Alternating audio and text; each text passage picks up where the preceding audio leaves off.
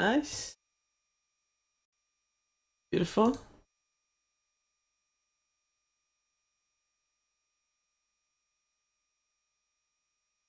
Hope the rest connects. We got a YouTube connecting. There's the live stream. Perfect. We are good to go. It's time to play some more Phoenix Wright Ace Attorney. Part 8. We are on episode 5. Day 3. Trial Former.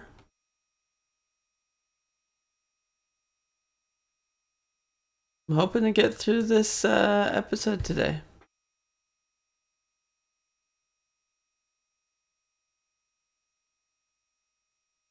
I think I'll be able to. I get through the episode in the morning, and then that'll be good for today. Alright, I'm now done. Let's just make sure we're going good.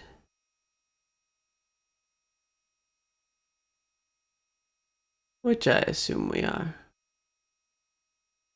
Okay, beautiful. Nice. Ah.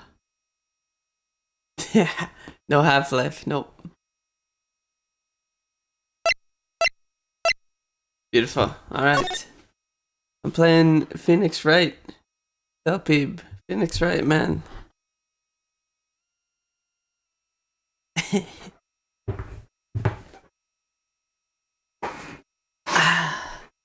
Half-Life will be coming again. I already played basically all of Half-Life. Played number 1 and number 2. Just none of the extras. Hey? None of the extras.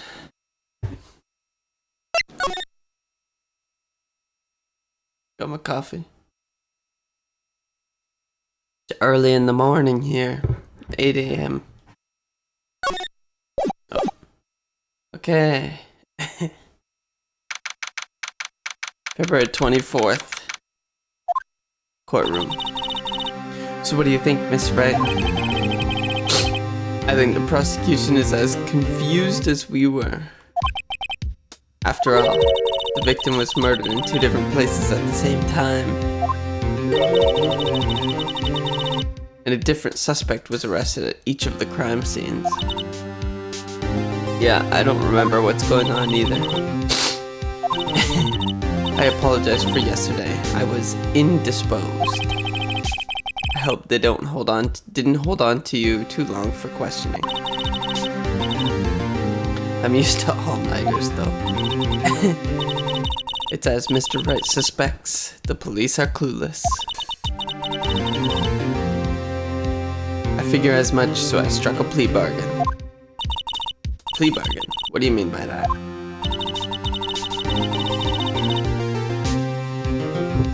If we agreed that if I told them the truth behind this simultaneous murder, they wouldn't seek capital punishment.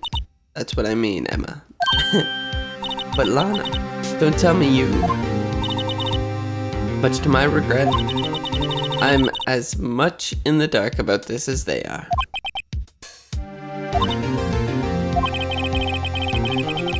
We found trace evidence of a certain person in the police department evidence room.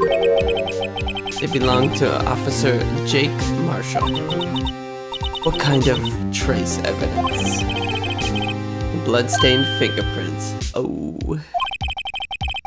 That's the trump card I have up my sleeve today. You do understand what this means, don't you? In order to defend my sister, you're going to have to accuse Mr. Marshall. We have to play the cards we're dealt. Isn't that right, Miss Sky? Do what you have to, Mr. Wright. Do what you must.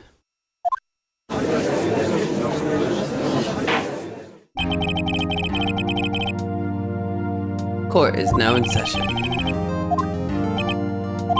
Prosecution is humph. Takes 30 minutes by car. to reach the police department from the prosecutor's office. Yet the victim, Bruce Goodman, was slain at both places at the same time. That's not physically possible, is it? What's more, I hear the victim from the evidence room just disappeared. Yes, and the body eventually appeared in the trunk of Mr. Edgeworth's car. Somehow. They're all messed up trials, though. One of my duties as prosecutor is to present impartial evidence. Today, I will present evidence relating to the murder at the police department.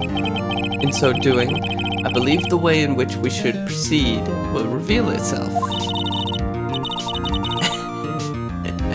The biggest fangirl, Emma. Even though he doesn't know what's going on himself. And that's supposed to be an admirable trait? Very well, let's resume. On the day of the crime, what exactly transpired at the police department? Mr. Edgeworth, you may call your first witness of the day to the stand. We never get to call our own witness. Except for Harry Butts, kind of. Last trial. The suspect of the murder that occurred at the police department. The murderer? Honest guy is gonna take the stand. Things are getting wild from the get-go.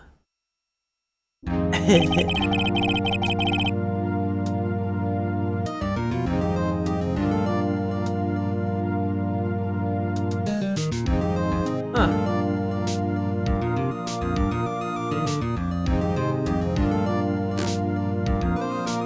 Stream should be okay.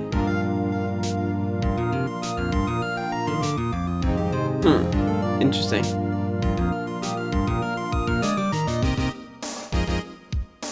Okay, doesn't seem to be buffering, but...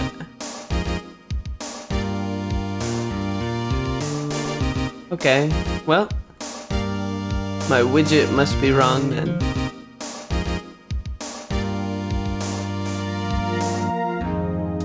Okay, well... Can't do anything about that. We'll just leave it. Good morning, Ender. How you doing? Oh, okay. Fixed. Stream is in excellent condition again. Will the witness please state his name and occupation? Oh, it's Meekins.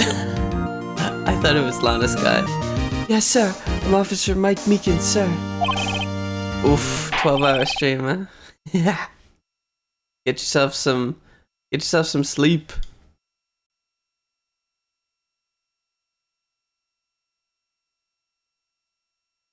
Oh, you're raiding me. Nice. Well, I appreciate the raid.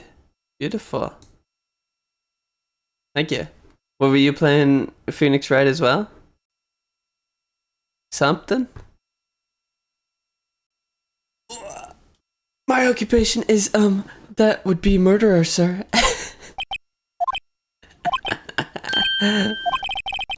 So you're telling us you're a professional killer. Sir, it was me, sir. I'm the one who did it. I'll never kill anyone again, sir. You've got to believe me, sir. No worries, buddy. Go get some sleep.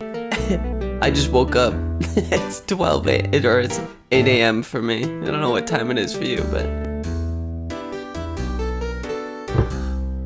I'll never kill anyone again, sir. You've got to believe me, sir.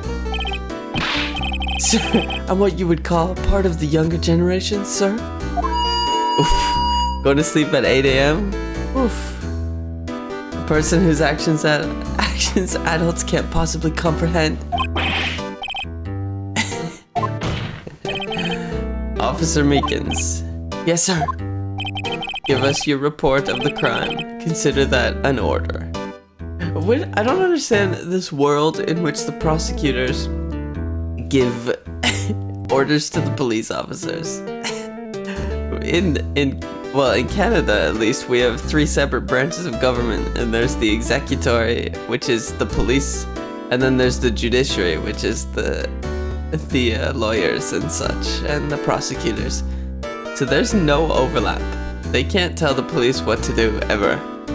The police just do what they want, and the prosecutors have to deal with what the police got them. So I don't really understand this world where the prosecutors are reviewing the police's salary and always giving them orders. Maybe it's different in the US, who knows? Yes, sir, as you wish. After all, I am part of that generation that must be told what to do, sir.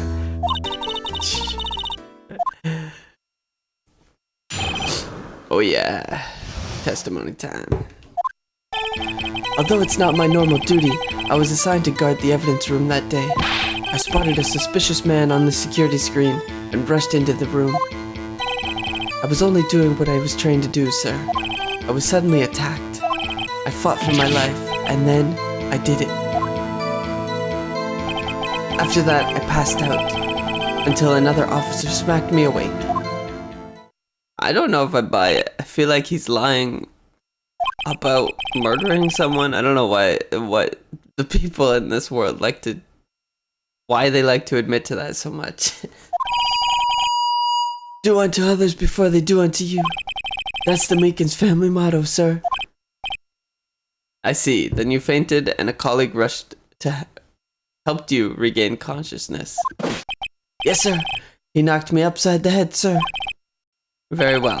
The defense may begin its cross-examination.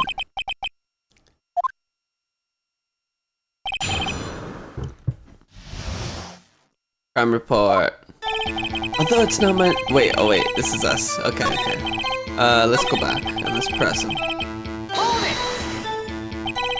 Miss Meekins, you work in the General Affairs Department, do you not? Yes, sir. I'm in charge of hiring new recruits, sir. True, scary thought. Evidence transfer was taking place on the day of the crime, which meant many officers were given special tasks not ordinarily performed. I was in charge of guarding the Blue Badger, sir. Blue Badger. Yes, sir. The lovely police mascot created by the Chief of Detectives, sir. I was to ensure it wasn't broken during the transferal process. That was my sole mission for the day, sir. Crazy. I see. Sounds like a very, important mission.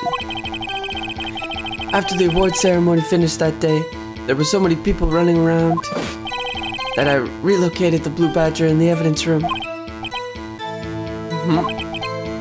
Tell us, what did you see when you got there? Okay, so that told us nothing. Suspicious man, Mr. Goodman. In order to enter the evidence room, you need an ID card, am I correct? Precisely, sir. I have one right here around my neck. So then your ID number should be listed right here. Is it? There it is. I found it. This is the right one here. Could you please rate us the number? Okay, so it's the one in between Edgeworth and Goodman. Oh, being used twice. Well, after he passes out, somebody could have easily taken that. That's pretty obvious. Please explain. It's no real mystery, sir. The first time is when I relocated the Blue Badger in the evidence room, and the second time is when I went to go get him, after everything settled down. Okay. Second time is when... Okay. Interesting. Suddenly attacked. So you were attacked. Can you please tell us exactly what happened to you? It was a knife, sir. A knife. Detective Goodman pulled a knife on you. What happened then? Well, with me charging in on him like that, he looked as surprised as I was. He just sees somebody in a room and just automatically salutes. That's when I reacted, sir. I swung my arms like an octopus, struggling to detain him. That's how I got this gash on my hand. I agree, Emma. When I saw the blood trickle down my arm, I panicked. I grabbed the man by his collar. Then I did it. I don't know. Was this the knife? Oh, right. See, this is the problem. I haven't played this game in like half a week or so. So I have to remember what my evidence is.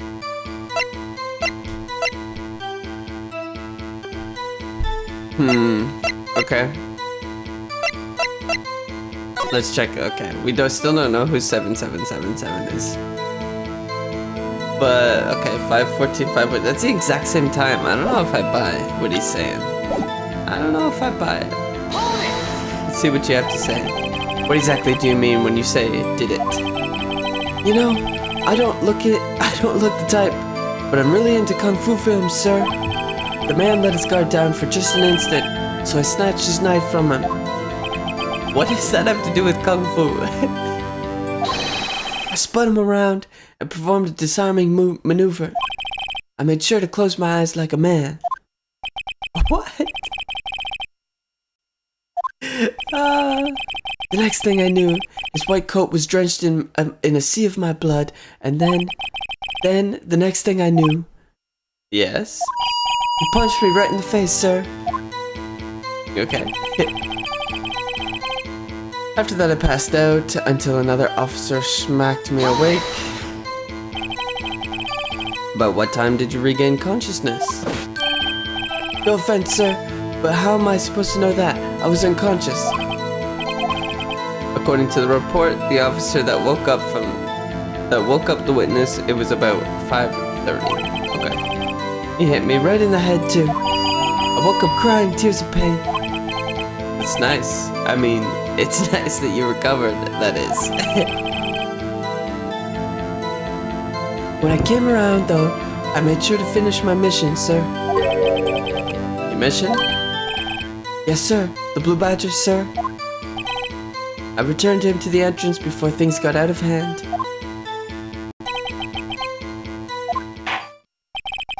I believe we now have a fairly accurate picture of what happened. And no, I don't think so.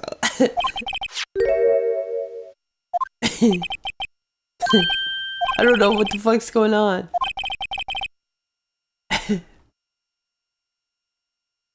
Bump, bump, bump, bump.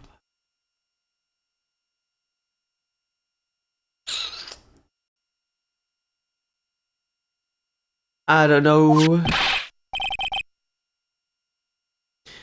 Take a look at this. It was sent to my jail card. Jail cell. Chief Gant delivered it to me just this morning, sir. The chief delivered it? Videotape? Yes, sir. It's absolutely right, sir. A videotape, sir. Oh, what the heck happened to me? Oh, whoa, whoa, whoa, whoa, whoa, whoa. I just want to make me a little bigger down here. Yeah. That was good. Okay, cool. It contains footage from the security camera in the evidence room. Objection! Oh, what? But I specifically asked if there was such tape. And it was told that it had been mistakenly erased. Quite a mistake. I just do what I'm told, sir. It's the only thing I'm really good at. Yep. Well, let's have a look. Yeah, I agree. Let's take a look. Please stop using the word murderer, sir. It scares me. You used it yourself, man. Crazy.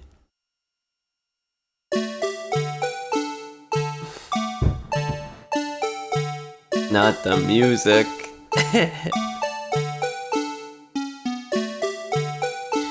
This is a terrible, terrible video. What the fuck is this security camera? And it's gonna be dead. It's Goodman. Goodman. Oh, there's Meekins. Well, go back, go back, go back, go back. Jeez.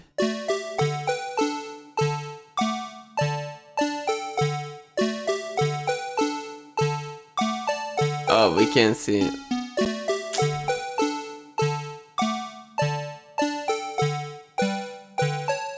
And he's down on the ground, dead. Crazy.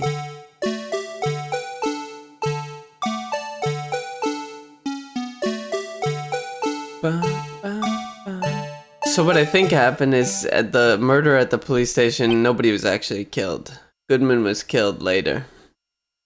Not there. So, yeah.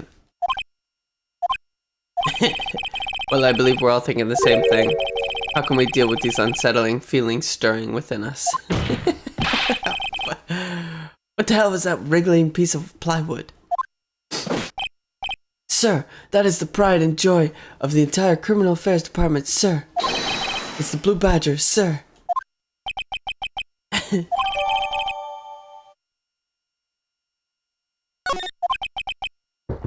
Yes, well, anyway, this tape seems to prove that the witness did indeed encounter someone in the evidence room. Some sort of...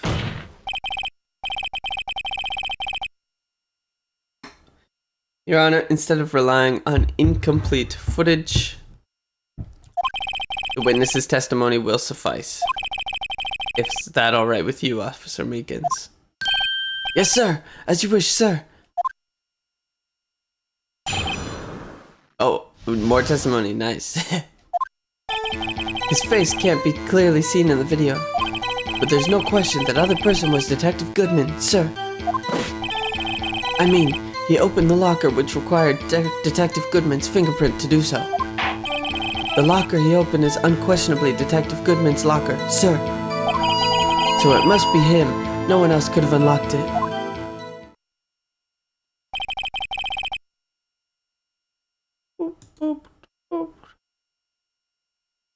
What's this about a fingerprint? Each detective has been given a locker equipped with a fingerprint-activated lock. These locks ensure that each locker can only be opened by the detective it belongs to. Intriguing. That would mean the victim at the crime scene would have had to have been Detective Goodman. Very well, this defense may begin its cross-examination. Alright. Well, about the mystery man? Maybe it can. Tell me, were you able to get a good look at him? At the face of the man who attacked you with a knife? Sir, if you must label people as having seen or not seen the man's face, I believe I would be classified as the latter. The latter?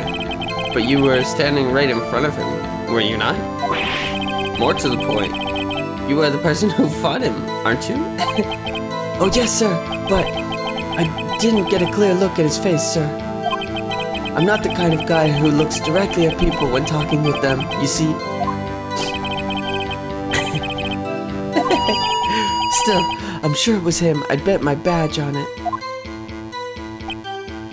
But there's no question that the other person was Detective Goodman, sir. Why do you say that? But you don't know that. Well, I suppose you might say that is if you must label people as having seen or not seen it. Okay. Since his face can't be identified in the video, only you can verify it. Why is everyone looking at me? If I had to label your stares as disturbing or... Meekins. Having been shown a questionable video at best, we are not in the best of moods. Now please be more certain when you testify. Nobody in this world is. They all are wishy-washy. You claimed the man who brandished a knife on you was Bruce Goodman. Tell us why you are positive it was him. I mean, He opened the locker which required Detective Goodman's fingerprint to do so. Sure. Yeah, I guess I'll press this. Gotta press everything. About these lockers, is there no other way to open them? No, sir. I tried all kinds of methods in the past. They only respond to the registered fingerprints, sir. If the man opened the locker's lock, which only responds to its registered fingerprints, then he must be the person the locker was assigned to. Exactly my point, sir. And this too. Wait. Yeah. How do you know that information? I've heard rumors, sir. From people in the know, sir. The workers in the department cafeteria, sir. They keep me informed. They also listen to my romantic troubles, sir. I verified this information through a more reliable source. So the victim opened the locker with his own fingerprint. So it must be him. No one else could have unlocked it. However, the most important detail is not shown in this video, the man's face. Sir, if I may say something, sir. I don't understand why the man's face is so important in this case, sir. I mean, it was his hand that opened the fingerprint lock, and it was his hand that tried to thrust his knife into my body, sir. My unsettled state can testify enough to this, sir. That's true, yeah. Unless the defense can find a problem with it. There's a problem. I see a problem. There's one thing. The man may not have been Detective Goodman. What? This video contains a contradiction?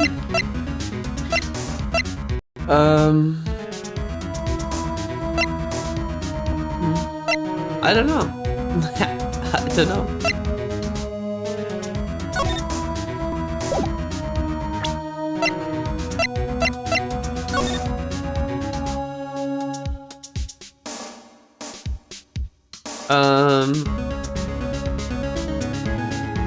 I mean, it says at the same time, but that could be enough. Wait, wasn't this wasn't this Goodman's blood? On this? I think it was Goodman's blood on this, maybe.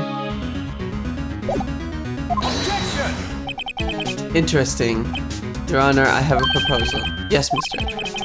I propose we have the defense point out to us this alleged contradiction in the video. Very well, proposal accepted. Let us further inspect this piece of evidence. I will now play the security tape. Mr. Wright, please show us this contradiction you speak of. I have to point out a problem in the video? You can do it. It's set up so you can fast forward, rewind, or pause the video. Thank you. Just take a look, good look, and be sure to point out the right thing. Okay. Ooh, this is kind of cool. I like it. I like it. Where's the contradiction?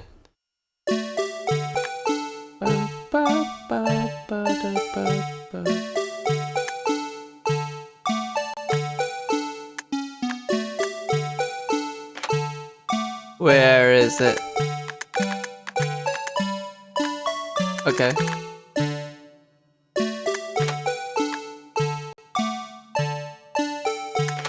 What fell?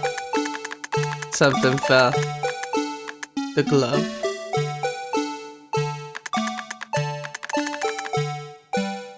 What about the glove falling? Does that do anything?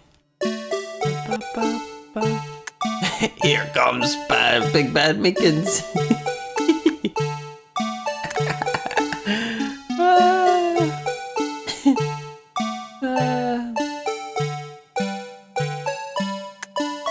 The knife.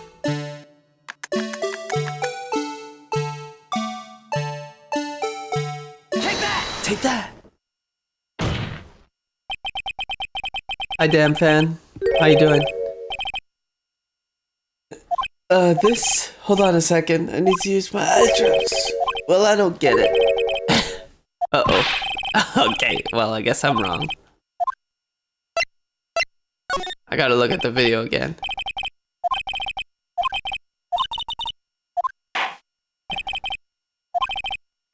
What? I thought because the knife wasn't broken. Okay, you don't need to provide me explanation again.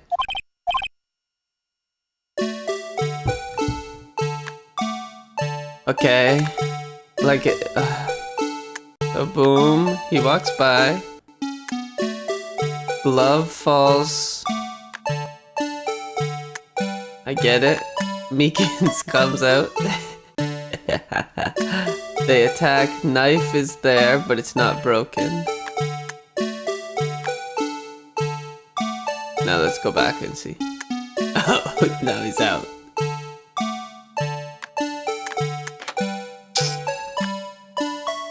Mate, there must be something wrong with this.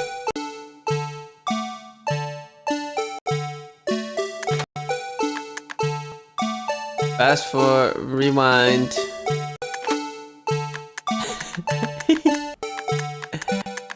Slam him.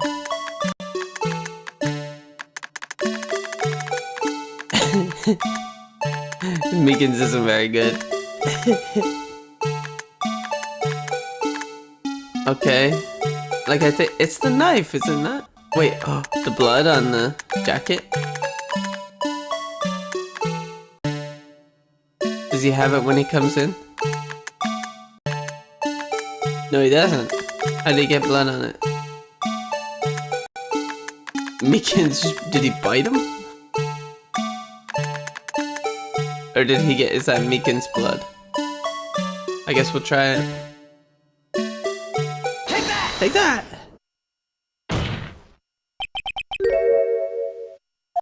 This? Uh-oh. I'm missing what's important with this video.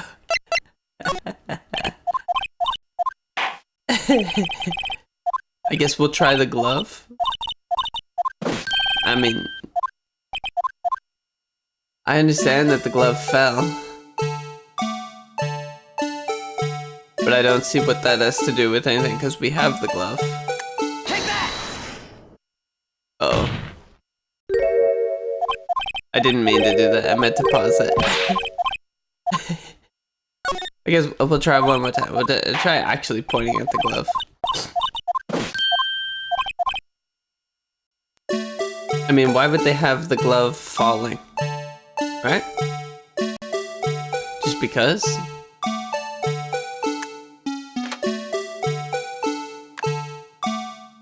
So you open the door.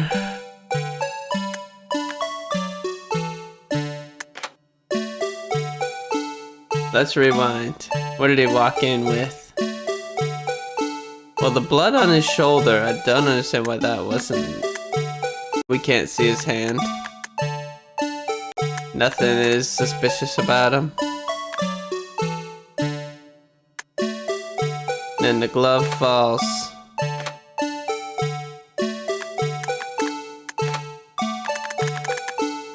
Maybe we'll present the glove falling. Objection!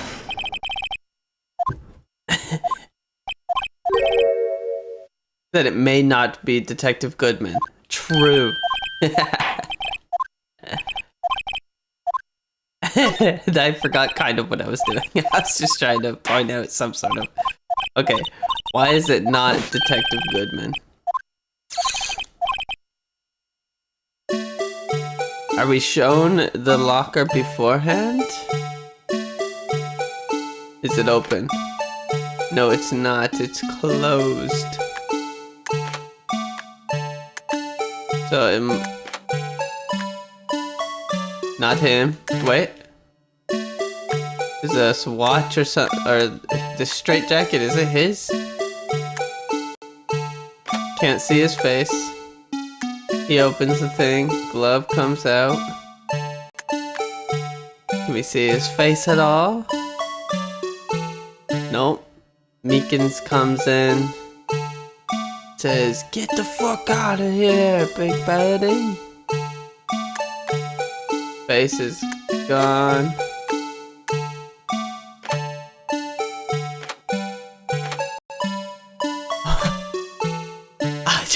I don't get it.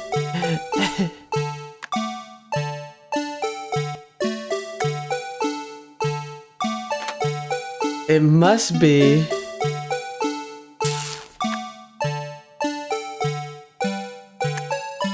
It has to be something to do with the thing at the beginning. There's just no way it's not.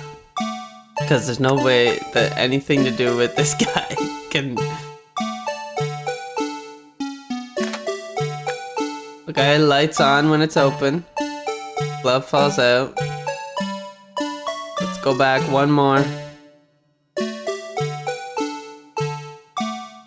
See you later. Let's go to the beginning here. Oh, the lights on.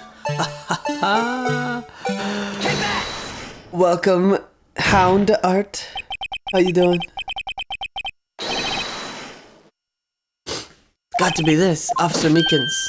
Sir, do you mean me, sir?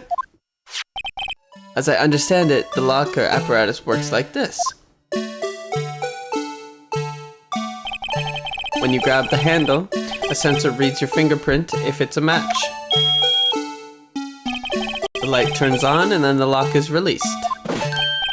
According to my very limited experience, that's the way I understand it, sir. If so, then something is seriously wrong with this picture.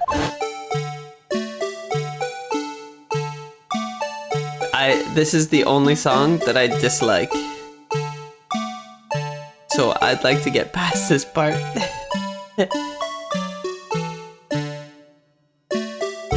Welcome, welcome, Comrade Hunter. How you doing? I'm doing well. I get to play a Phoenix Wright on a Saturday morning. I'm living the life. When the victim reaches for the handle to open the locker, let's rewind to a little earlier. No, I think we're good there on the light. Oh, one before, right. Welcome everybody to the stream. Give it a like, give it a follow, give it a subscribe. Here, notice the light? What's this? It's already lit. Precisely my point, Your Honor. The locker was already open before the victim grabbed the handle. Now this is a good song. What is the meaning of this? It's very simple, Your Honor. The locker wasn't locked on the day of the crime. Yep, episode 5, we're on trial day 3, I believe, so we're quite deep into it. But the locker locks are controlled by an electronic system. When a door is shut, a sensor is triggered, and the locker is automatically locked. Oh, I know. It must have broken down. Of course. I'm not an expert in this. That's not likely, Your Honor. The sensor would detect and report any malfunction.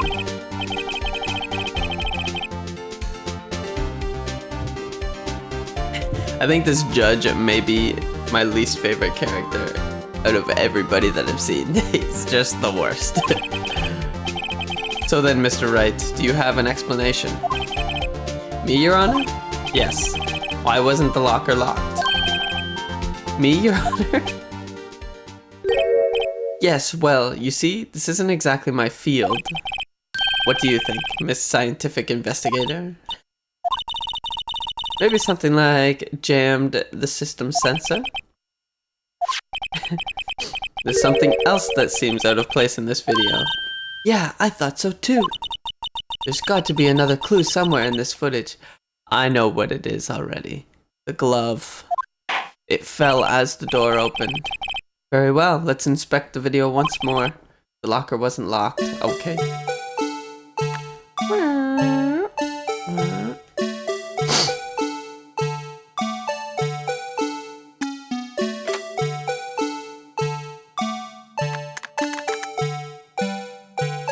Present.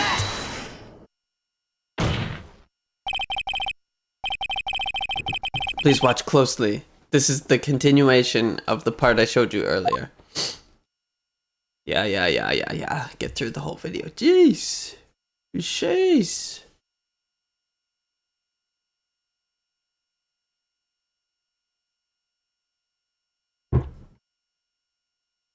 Bum, bum, bum, bum, bum, bum, bum. What's this? Something white fell out of the locker? Yes. But sir, it's been my experience that things fall out of doors when doors are open. I often fall out and roll.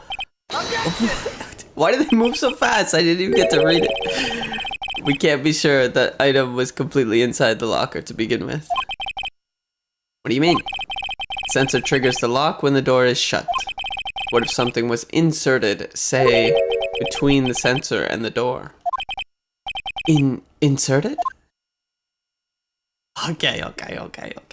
The glove was put to block the sensor. Easy peasy. White powder? Yeah. Glove. This white thing wasn't inside the locker. It was stuck in between the door and the sensor. Oh, I understand now, sir. It's just like my tie. 2 out of 3 times, it gets stuck in the door when I get out of my patrol vehicle, sir. Instead of the door closing, my tie chokes me. But the object would have to be extremely thin to fit in the door. Would it? Not only that, it would also have to block electrical currents. It would need to be an insulator. Yes, an insulator. But at the crime scene, there just might have been something that fits the description.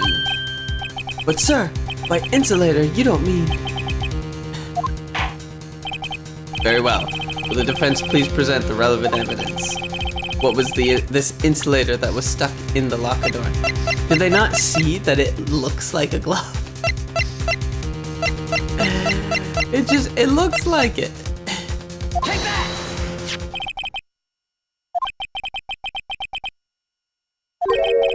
It has a tag that says SL9 incident. The video seems to depict the victim opening the locker. But that isn't the case. The lit lamp attests to this. On the day of the crime, even I could have opened that locker. Is this not so, Officer Meekins? Sir, it would appear so, sir.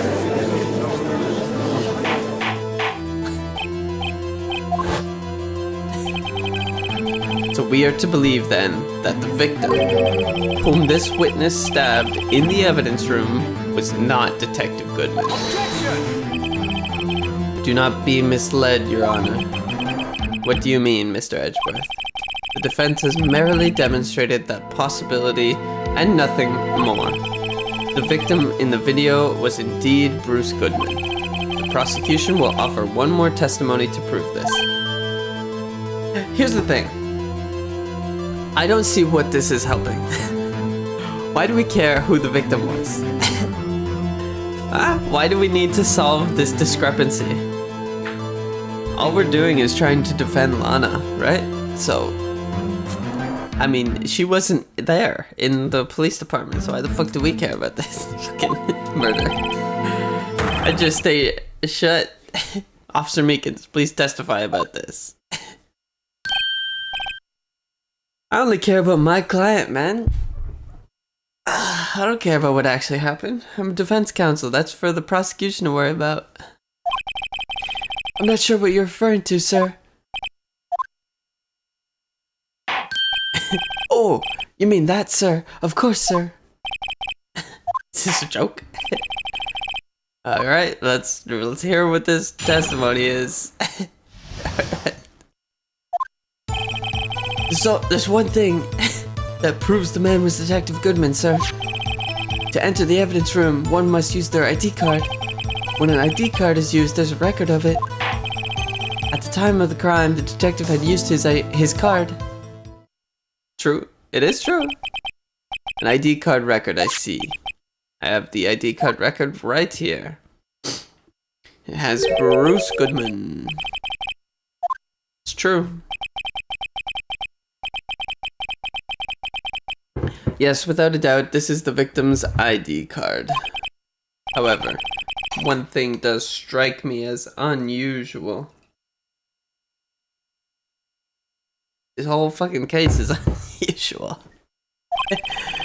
Several hundred cases should have been due for transferal. Why were there so few people using this room? Hey, good point, Judge. Welcome to the team. This particular evidence room is only used for storing certain special cases. Special cases? Extremely violent cases involving police staff. What? That seems way too specific. Just hearing that makes my hair stand on end. Why do you have a whole room for that? It's unnecessary. Also, why does each detective have their own fucking locker with fingerprint? None of this makes any sense. And why would they be holding case information? Like, no other future detective is allowed to access past case information? Doesn't make any sense. Most were cleared up by noon. Right, I see. Now let us move on to the cross-examination. Alright. Let's press him. There's one other thing that proves the man was Detective Goodman. So unlike your earlier testimony, you believe this to be rock solid, do you? If my hand wasn't wrapped in bandages, I'd even give you the V for victory sign, sir. I agree. Let's hear him out fully. As we've seen, one never knows what he might say until the very last second. Sure. Is that card hanging? Oh, okay, yeah. Yes, sir, this card right next to my cuff, sir. I keep it here so I won't ever forget it. But what if someone were to steal it from you, keeping it out in the open like that? Maybe I shouldn't wear it around my neck? Remember when I said 2 out of 3 times my tie gets stuck when I get out of my car? Well, the remaining times, it's my ID card that gets stuck. His tie is in his jacket though.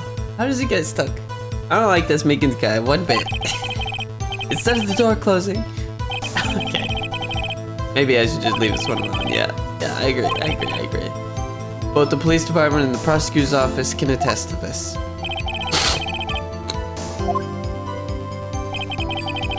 When an ID card is used, there's a record of it. Yep, we have it. Let it be noted that this is the record the witness is referring to. What's the matter? According to this, Mr. Edgeworth, your name is on here. So it is, Your Honor. Why does Edgeworth have a card? It's a fucking prosecutor, not a police officer.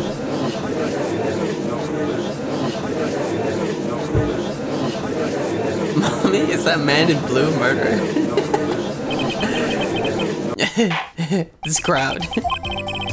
It seems the inquiry committee will want to speak with you again today. I have nothing to be ashamed of regarding my actions or their consequences. For now, let us continue with the cross-examination. Poor Mr. Edgeworth. This girl needs to shut up about Edgeworth. Earlier, I believe you testified that when you asked the man to show his ID card, he pulled a knife on you. Yes, sir. He didn't show me any ID card, sir. Don't you think that's odd? I mean, if he had his ID card, all he had to do was show it to you. There wouldn't be any reason to draw a knife. Maybe he just panicked? Yeah. Alright, we gotta find a contradiction. The problem with this ID card testimony is far too obvious. It's not like Edgeworth to miss something like this. Well, Phoenix seems to know, now it's time for me to figure it out.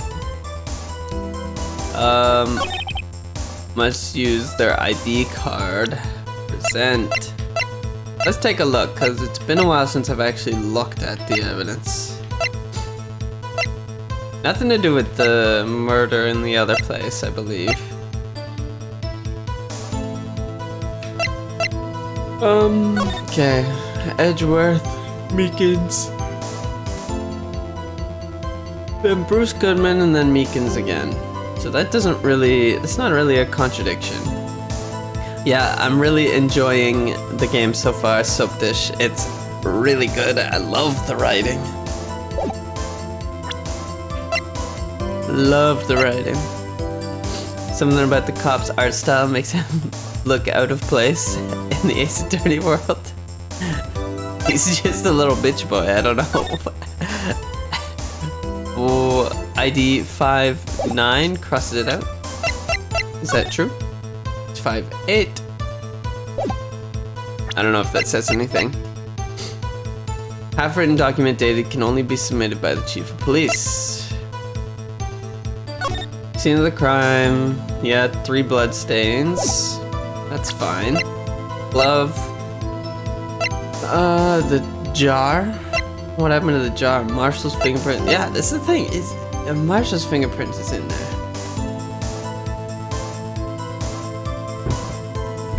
So I don't really understand. Oh, right, we can check the whole video. When an ID card is used, there's a record of it. At the time of the crime, the detective had used his card. Okay. Like my thought process here, for now, is that Marshall was in there and there's no record of him. So that's number one, but I don't know if that's gonna be used now. Because it seems unlikely that that would do anything. I mean, it kind of shows something, but let's just give a little save here. And let's take a look. Okay, not gonna be this. I mean, yeah, it's the ID card. It's not gonna.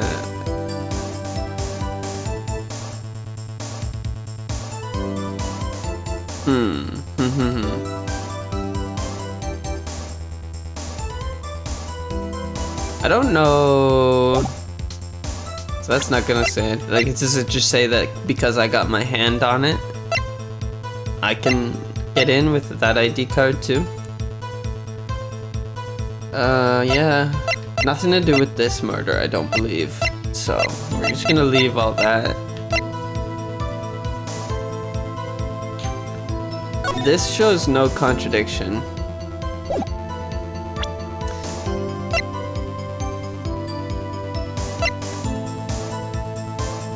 I mean, a screwdriver, it doesn't mean anything. It could be this lost item report, maybe. But I think it's more likely to be something here.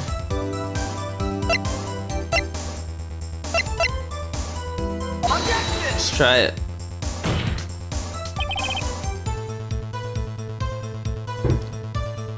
Was I right on my first try? Jeez. The witness's statement is clearly faulty, Your Honor. Oh, no. I was wrong. Okay, so yeah, I didn't think that was right.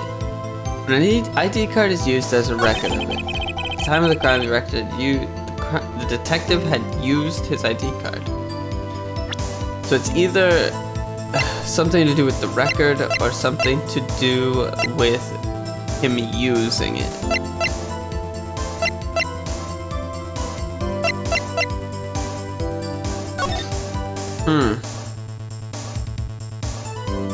February 21. It's gotta be something to do with this, I believe. The item lost is nothing. Doesn't say. But his ID is half written down wrong. I mean, we can just present this and see. Wait one moment, Officer Meekins. Okay. I'm not good at waiting. I have the victim's ID card right here. I found it at the crime scene. That makes sense? Yeah. When I say crime scene, I'm not referring to the evidence room at the police department. I mean the other crime scene, the underground parking lot at the prosecutor's office. Your Honor, I have one more piece of evidence to present. It's a very important clue regarding the victim's ID card. A lost item report? It's only half completed, but it shows that Detective Goodman had lost something on the day of the crime. Something important enough to fill out this report. Let me guess. You believe this something to be his ID card, right? Can't say for sure, but there is a high probability. On the day of the crime, Detective Goodman was not carrying his card. Okay. Order. So now, what does this all mean? It can only mean one thing. It doesn't even require much thought. The man Officer Meekins encountered in the evidence room was not Detective Goodman, but rather the man who stole his ID card. I mean, why wouldn't that be the first thing that they thought of? Oh, okay, it's either him using the ID card or somebody stole it. Okay, yeah, it's just a card.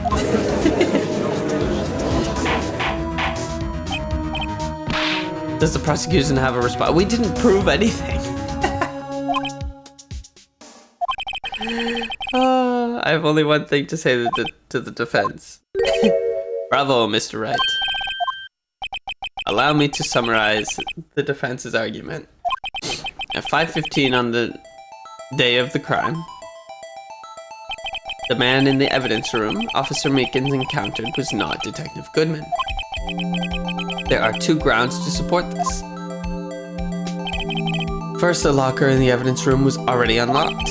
Second, the victim lost his ID card. We don't know that unless they're just telling us that he did now. Am I correct so far, Mr. Wright? Yes. That being the case, we must inevitably arrive at a single conclusion.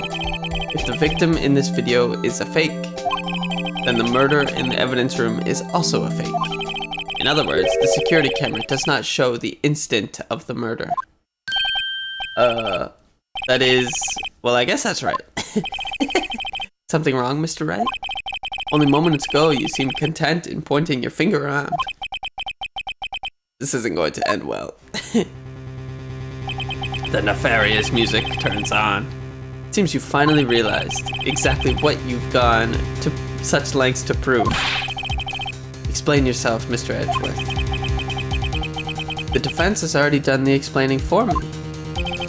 The victim in this video is a fake, which means a murder did not take place. At the police department at 5:15 on the day of the crime. So the real crime could only take place at one location, the underground parking lot, at the prosecutor's office. The murderer being Ms. Lana Skye, the defendant. Exactly. Except for the murderer part. The evidence is compelling. A trustworthy witness observed the moment the defendant used the murder weapon. I mean, I said that a long time ago, that no murder happened in the evidence room. And it also just doesn't matter. I knew that testimony was way too shabby. It was all a trap from the beginning. The activity in the evidence room still leaves many questions unanswered. Who exactly was the victim Officer Meekins encountered? And where did this person disappear to? However, this trial's purpose is to examine only the murder of Detective Goodman. Exactly what I was saying, that all this is fucking ridiculous. Oh, good job. Take a bow, Edgeworth. Mr. Wright, you have to do something or else Lana. What do I do? How am I supposed to get out of this mess? Object. Objection! Always object. One moment, Your Honor. What now, Mr. Wright? Don't tell me you're objecting to what you've just proven. Of course not. But I almost walked right into the prosecution's trap. What are you talking about? This cross-examination has proven one thing and one thing only. The security video did not show the actual murder. Okay.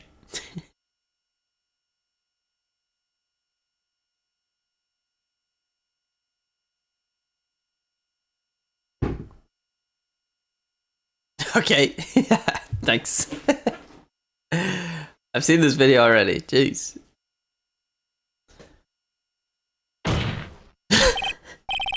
However, it cannot be said that it is unrelated to the murder in the parking lot.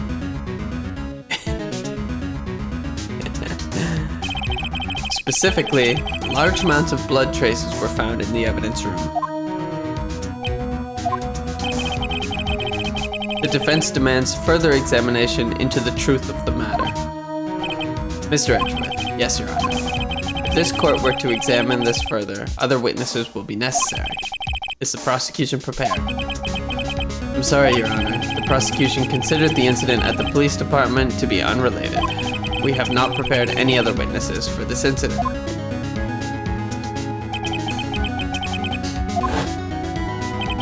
Time to call a certain Texas Ranger to the stand. Oh, this is the first time we get to bring our own witness.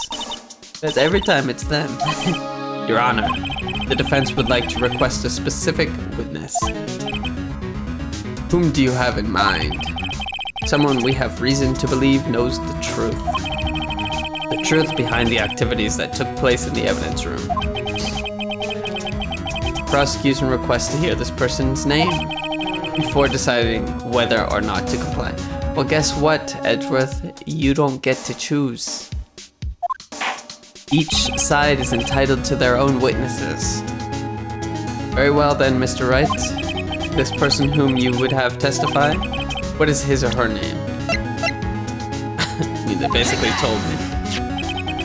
Officer Jake Marshall. Why him?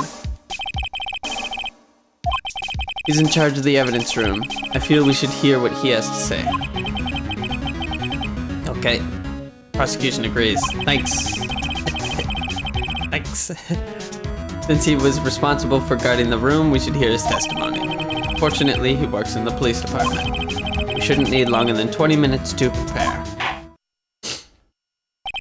Very well. The court will take a 30-minute recess while the witness is subpoenaed. Is that how you spell subpoenaed? I don't know about that. Will the prosecution please prepare the witness during this time? Okay. We will, Your Honor. Court is now in recess.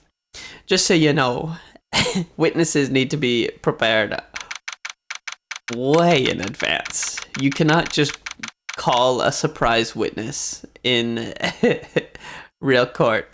Witness lists are prepared much beforehand, and everybody is at court that day. Unless they decide not to come, in which case they are in contempt of court. Because if you are called to be a witness, you must show up. There is no opportunity to say no. Except for the defendant. The defendant is the only person who has the choice to not take the stand or not. They can if they want, but the defendant in a criminal trial isn't forced to take the stand. They can choose whether they will want to or not. But a witness must take the stand. There's no stopping you, is there, Mr. Wright? You called for Jake Marshall. It seems you figured out everything. Lana, you're the one who knows everything. Just tell us. You always know everything. Why don't you just tell us? Mr. Wright is trying his hardest to protect you. I don't recall ever asking for his protection. How can you be so cold? Don't you trust us? Don't you trust me? Okay, Gumshoe. Thanks for joining the party. Oh, I guess I am. I'll come back later. Is that it? Wait, Detective Gumshoe, what is it? He always has important information in a roundabout way. You've got a lot of nerve, pal. Making a detective run around all while on duty. And to top it off, you call me here. I've seen happier people at funerals. Sorry, detective. You better be, pal. Hey. I didn't see you there, Chief Prosecutor Sky. That's okay. So, have you brought what I asked? Oh, Oh, ho, ho, ho, ho, ho, ho, ho. You mean this, right? My apologies, Detective. Due to my present circumstances, I was forced to use Mr. Wright's name when making my request. Wow. Never in a million years would I have thought it was you who asked me.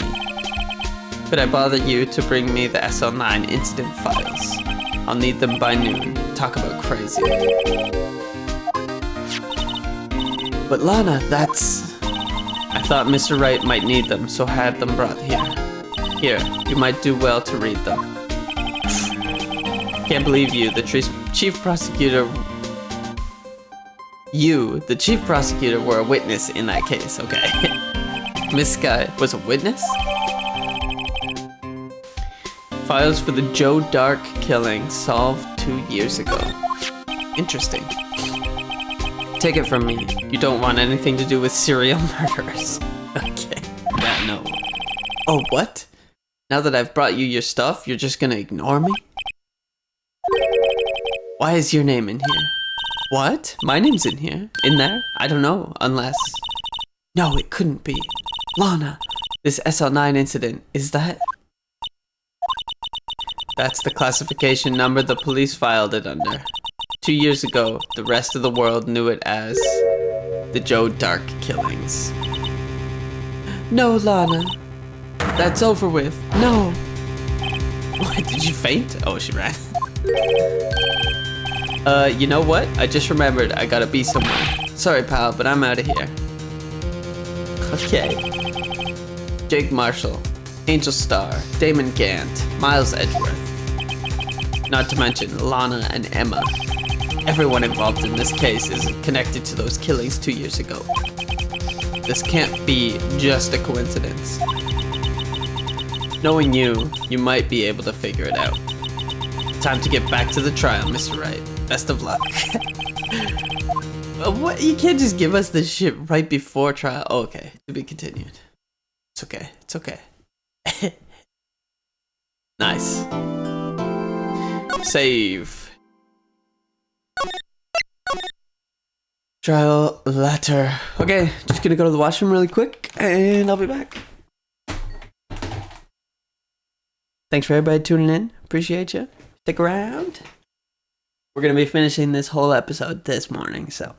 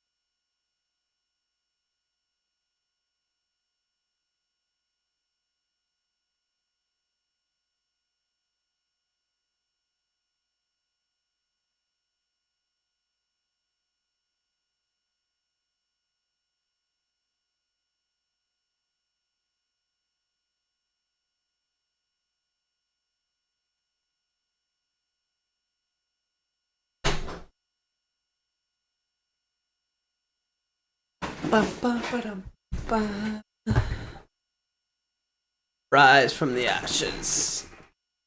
Alright.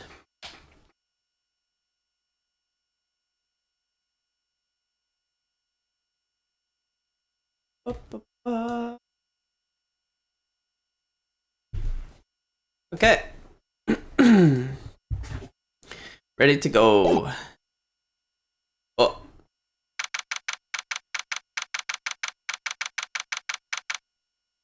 February 24th, District Courtroom number 9. Always District Courtroom number 9.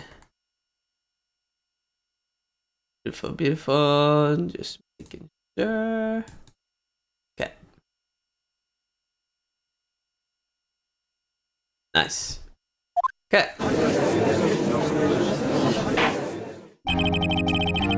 court will now reconvene for the trial of Ms. Lana Sky. Emma didn't come back. Our support system, no! Allow me to call the next witness to the stand. The officer in charge of guarding the evidence room on the day of the crime. Drinking in court. Witness, please state your name and occupation. Oh, I forget what voice I did for this guy. Me, partner? Oh, I'm just a man, same as you, wandering the trails of civilization. Something like that. It's close enough. Occasionally helping the elderly cross intersections when needed. Yes, we get it. Oh, I know. You're a patrolman. As for my name, if you listen hard enough, you can hear the howling wind calling it out. To be exact, it's Jake Marshall, Your Honor. I gotta summon my inner, what's his name? Matthew McConaughey. Now, Mr. Marshall, let me ask you something. You were in charge of guarding the evidence room on the day of the crime took place. Is this correct? According to the papers, partner. What do you mean? The desperado's soul is as boundless as the desert sands. No paper can sum it up. Maybe it's best we just get on with this quickly. Please share with us your testimony of the day of the crime. In plain old English. Not that English is ever confusing. My job was to keep a wary eye on that bone orchard. They said I was supposed to make rounds 3 times a day, but that ain't my style. Besides, the room's protected by 2 security systems anyway. If I remember right, I was at a street side saloon at the time it went down. I'm just an innocent traveling man, so if you're out of ammo, it's time I hit the trail. Okay.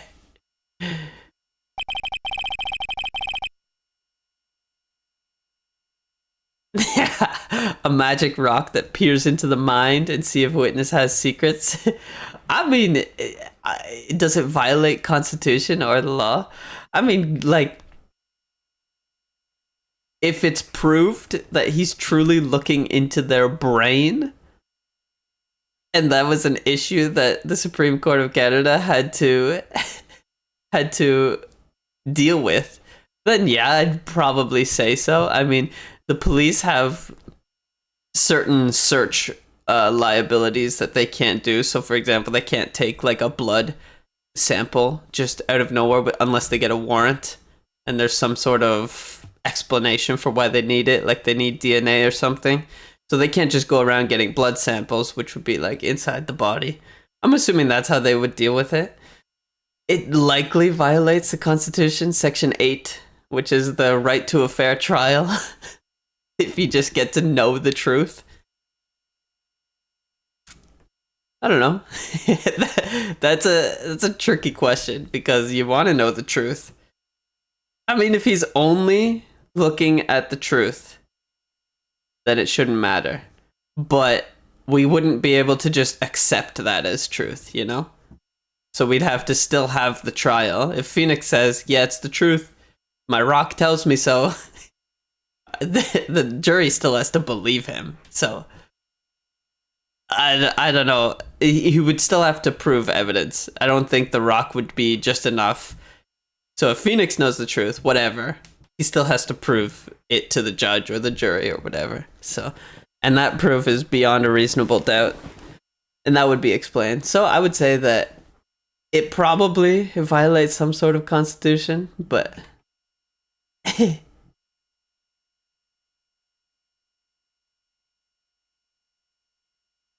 algorithm recommended me. Appreciate it. Appreciate you for tuning in. Give the video a like. Ask me any questions you want. I am from Canada though, so if you're from America, the law is going to be slightly different, but it'll be similar enough. We both have adversarial systems, so it'll be close. Okay, I can't say I particularly care for your attitude. Can't say I care for your beard, but you don't see me complaining. Wait a minute. What do you mean by 2 security systems? I mean the security systems and the ID card reader. I reckon even a cowpoke like you knows about those. Yes, well, what about the fingerprint activated locks on the evidence lockers? Fingerprint activated locks? What kind of newfangled doohickeys are those?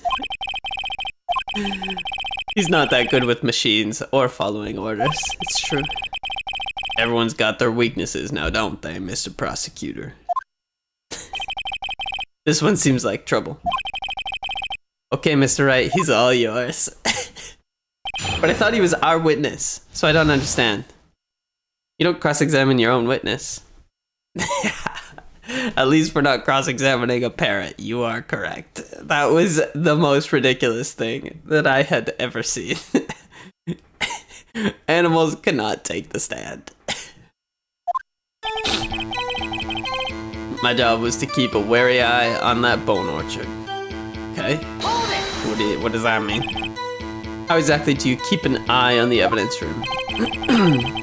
I just made sure nothing moved on the security camera monitor. That room's so still. Even time dies in there. I was just a caretaker who entered the recordings. Objection! You interred them? Videos of nothing aren't that useful. When the time would come, I'd erase the tape. If nothing unusual is recorded, tapes are to be erased every 6 hours. Each time I'd erase a tape, it felt like I was erasing a part of my life. Kind of are. So in actuality, you don't physically enter the evidence room. They said I was supposed to make rounds 3 times a day. But that ain't my style.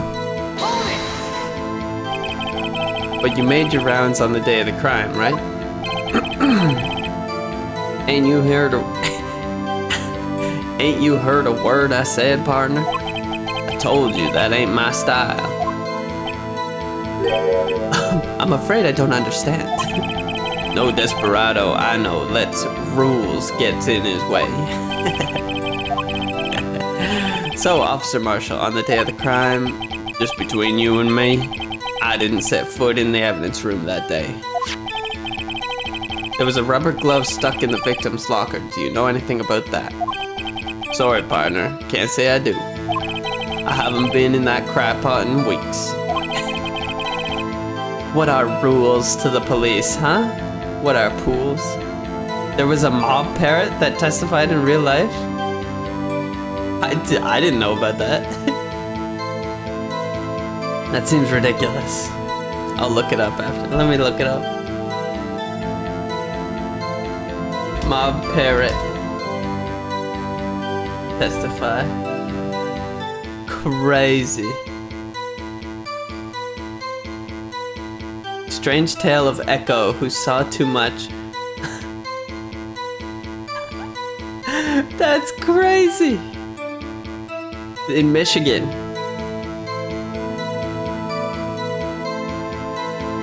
Earlier, she believed the parrot was repeating a conversation, which she said ended with the phrase, "Don't shoot."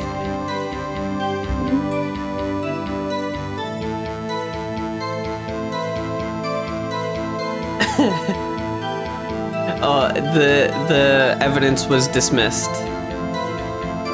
So they didn't accept it, but they did hear it. So basically the judge said, no, not allowed.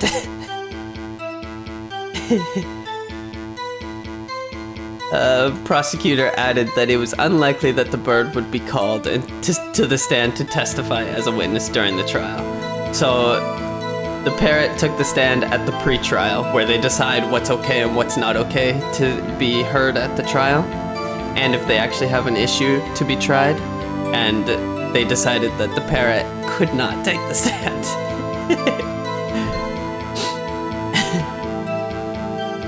Crazy that we just have this thing about parrots. It would never stand up in actual court, actual trial. Besides, the room's protected by 2 security systems anyway. Hold it! You used to be a detective, so you've used the evidence room in the past, correct? Of course. Back in my day, my locker was a gold mine of evidence. And yet, you didn't know about the fingerprint locking mechanism? Sorry, partner. I ain't good with machines. I couldn't even tell you how a bike works. That's quite, incredible. The sensors on the locker handles cannot be seen. It's well known that some detectives are unaware of their presence.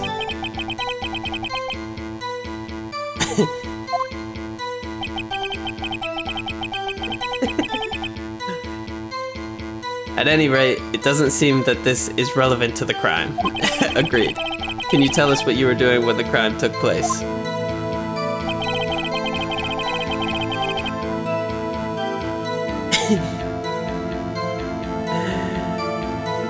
Crazy. Imagine getting snitched on by a parrot. Parrot doesn't know any different. He's just repeating. Parrots just echo. A lot of parrots can't even speak words. Some parrots can, but a lot of parrots just have their own little phrases that they say and noises that they do, but they don't actually speak. But some do, and if they... I can't imagine that anyone would ever accept that evidence. Parrot couldn't place their talent on the book to swear before testifying. True. Yep. We showed the parrot what was what. If I remember right, I was at a street side saloon at the time it went down. What does that even mean? What were you doing in a place like that? I was eating spaghetti. Not even angel steak lunches can beat that parlor's Vongole sepia pasta.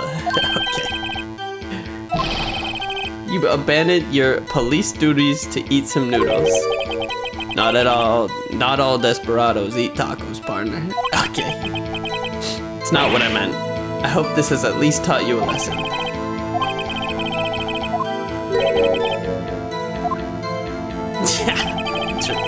I'm just an innocent traveling man. If you're out of ammo, it's time I hit the trail. Hold it, buddy. Out of ammo, Officer Marshall? That's right, partner. Or as you call it, evidence. If you plan to pin me to this crime, then you better draw. Otherwise, you're just wasting my time. My steel horse is waiting to carry me back west into the sunset. One thing seems clear. Despite being responsible for guarding the evidence room, the witness doesn't appear to have seen anything. Texans don't take orders from anyone. Everyone knows that. Okay. I have a trump card up my sleeve. Before I use it though, I'd better up the ante. What does that mean? Okay.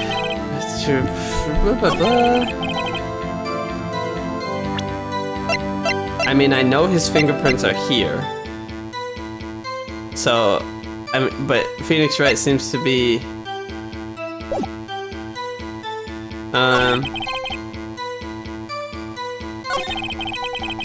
maybe I just...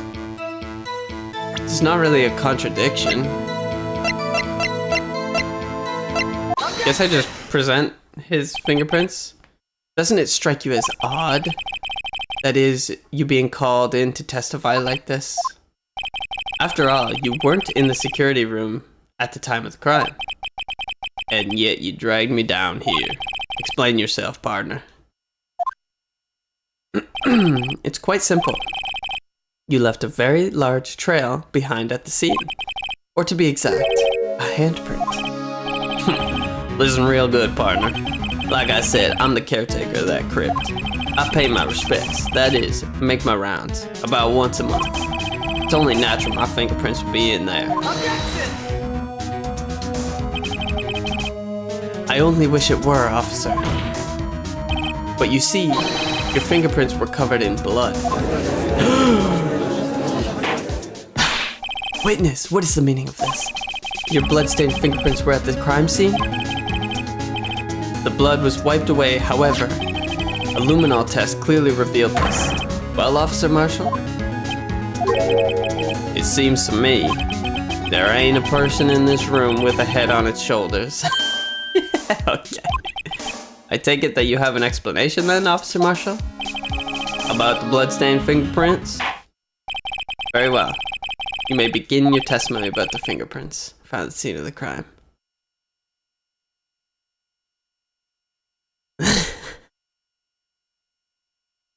Why doesn't Phoenix get a Glock? Because it's true, it is odd that the guy has a knife. He's allowed to take it. Phoenix uses his words, they're deadly enough. Doesn't need a gun. Like I said, it's only natural for my fingerprints to be in that evidence room. One of them just happened to be at the same place as the bloodstained handprint. The murderer touched the locker where my fingerprint was by chance. The bloodstain and the fingerprint are completely unrelated. Or didn't you know the murderer was wearing gloves? See, I had nothing to do with it. How did you know that the murderer was wearing gloves? Huh? If you weren't there, buddy? Seems suspicious. Life wouldn't be fun without any doubt, partner. The defense may now cross-examine the witness. He's hiding something. Now's my chance to prove it. We're gonna once again cross-examine our own witness. Like I said, it's only natural for my fingerprints to be in that evidence room. I don't care. One of them just happened to be at the same place. So then, what about the bloody handprint? Wasn't mine. It's no mystery. Please explain. My locker is covered with my fingerprints. It just so happened. Murderer touched the... Okay. Press you again, buddy. The chances of that happen are 1,000,000 to 1. On the contrary, one could argue that just the opposite, the chances of that not happening are 1,000,000 to 1. Get one thing straight, partner. You ain't gonna get no reward from me with a mere fingerprint. You wanna know why? Okay. I disagree. Unrelated. They're as different as night and day. Kinda like cereal and cereal. One's got to do with breakfast, while the other's got to do with the type of murder. He's right, this judge says. Although seemingly alike, they're totally different. Oh, jeez, this judge. Or didn't you know the murderer was wearing gloves? How you know that, bitch? I may be a loner, but I still do my job. I keep up on the reports. There was a bloodstain at the scene, although thought to be left by the murderer. That's right. It was found on Detective Gumshoe's locker. However, no fingerprints were detected on that handprint. Oh yeah, I think we tried that too. So that would mean the murderer wearing gloves happened to place their hand on top of Officer Marshall's fingerprint. That's the only logical conclusion. I disagree. Something decisive to tie Officer Marshall to this crime. Alright, let's take a look.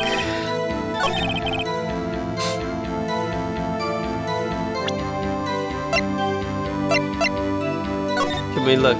But we saw it was right at the 4th finger spot. I mean, the unstable jar.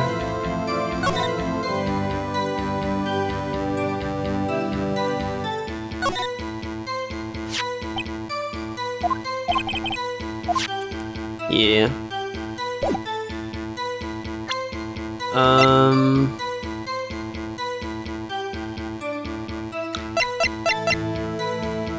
Let's check the file. I didn't read this. Incident number SL9. Perpetrator Joe Dark. Serial murder. Victims Edward Jones, Jason Knight, Rachel Moss, Edith Kirby, Jeb Bates, Neil Marshall. His brother? Head prosecutor Miles Edgeworth, witnesses Lana Skye, Emma Skye. Executive investigators Damon Gant, Lana Skye, Jake Marshall, Angel Starr. Head investigator Bruce Goodman. Okay, well this connects him. But I don't think it's time for that yet. Print had been wiped.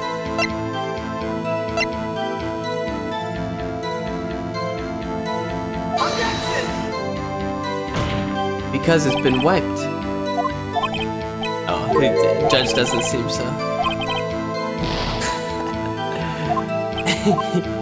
Guess I better save before I lose all my shit again. The bloodstain and the fingerprint are completely unrelated.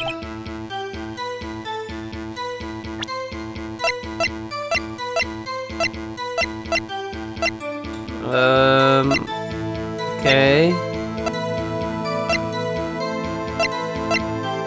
Found at the crime scene, wrapped in the defendant's muffler, small tag.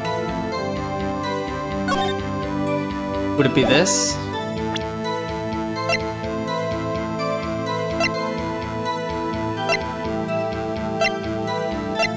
Or the glove?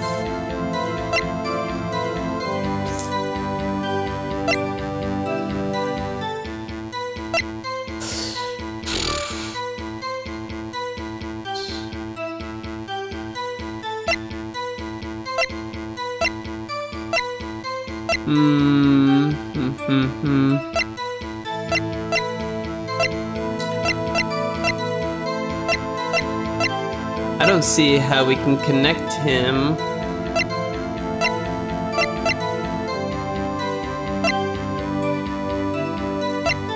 The murderer was wearing gloves.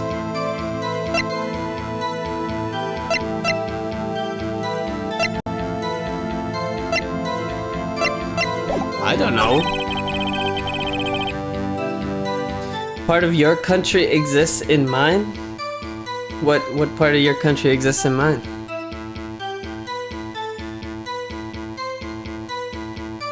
Bloodstain and fingerprints are completely unrelated. I don't think so.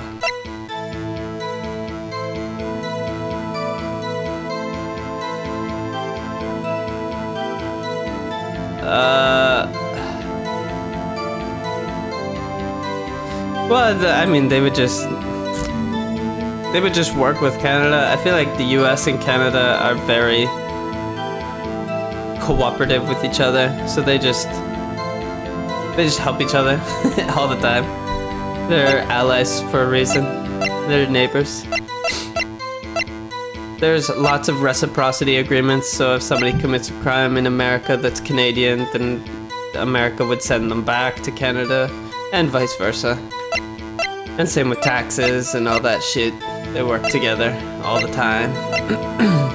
Speeding tickets as well can go from America to Canada, can be transferred vehicles. Lots of stuff like that. So I assume it'd work the same way. They'd have some sort of previous reciprocity agreement. Oh, this one's stumping me. We could just try the glove. Or just try SL9. Just, hey, take a look at this. Objection! Fuck it. Okay, nope. Objection overruled.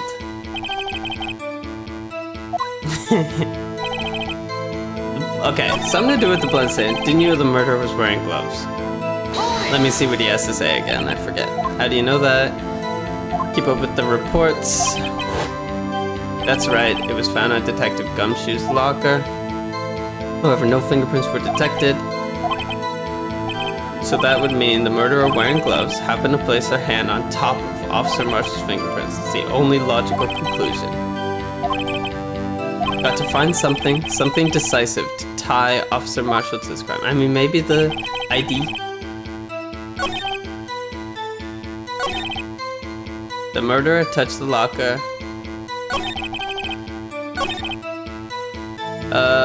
Let's present maybe his ID number is 7777. Objection! Maybe. No.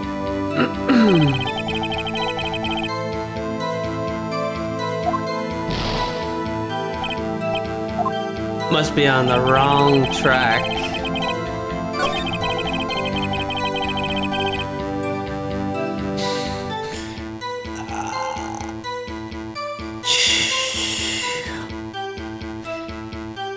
None of this is making any sense.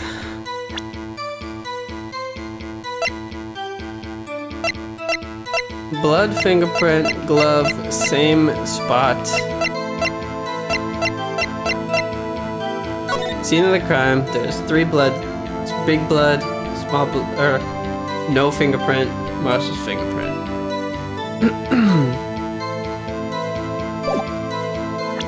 But it was wiped away.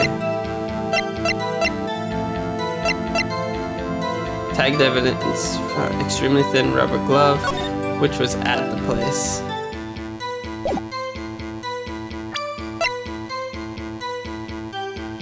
Only the assigned detective's print can unlock it. Indicator lamp lights up when it's open.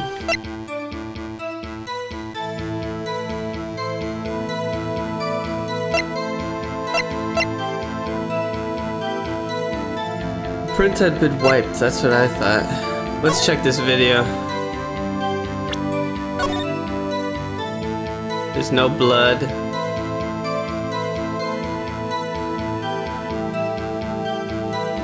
I can't fast forward though. So it must not be with the video because we already used the video, and in this game they kind of only use things once.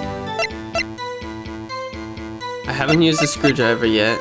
Except for this sheet they've used fucking 8 million times.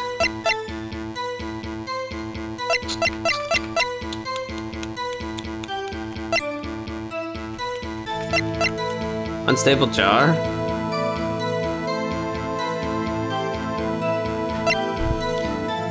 Oof, this is a tricky one. I honestly have no idea how to put him there. One of them just happened to be in the same place as the bloodstained handprint. Murderer touched the locker where my fingerprint was by chance. Bloodstain and the fingerprints are completely unrelated. Or didn't you know the murderer was wearing gloves? They're as different as night and day, kind of like cereal and cereal. Yeah, he gave no explanation here. Okay. Completely unrelated.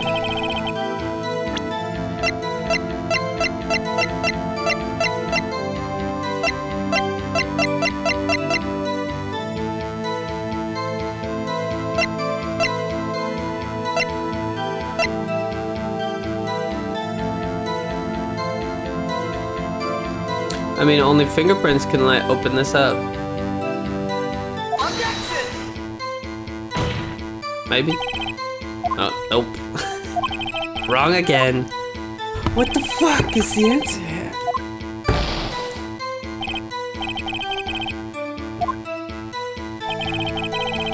He doesn't have a cut on his hand, though.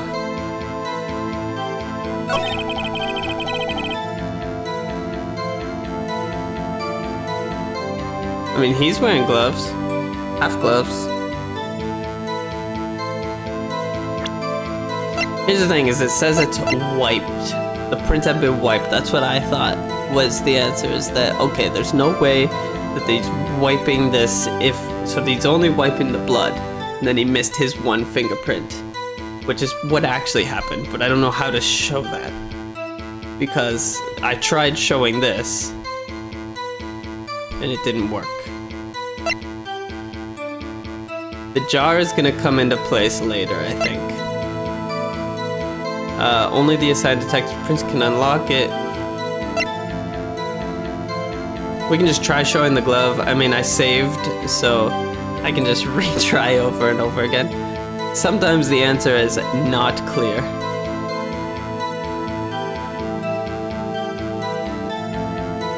Extremely thin rubber glove.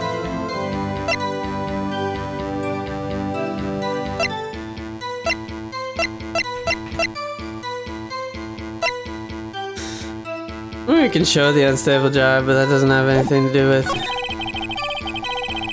Completely unrelated. So he's saying that he was in there at some point, and that's where his fingerprints came from, and the blood is from the actual incident.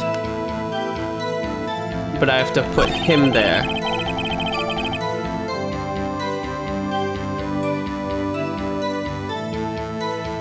Murderer touched my locker where my fingerprint was by chance. It's ridiculous.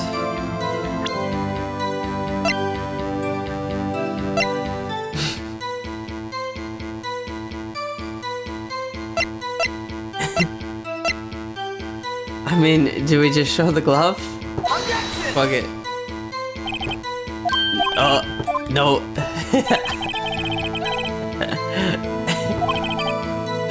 No! Guilty verdict. Oh. Sorry, Lana. I tried.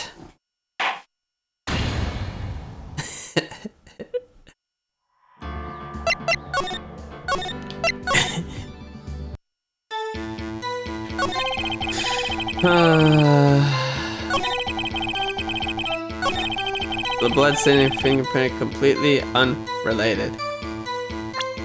Do I show the glove here?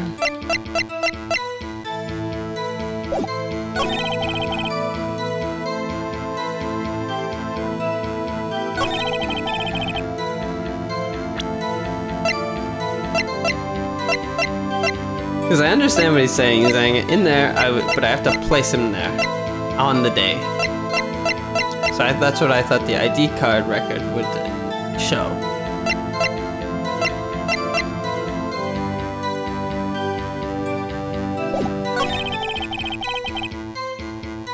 Maybe we present the glove here.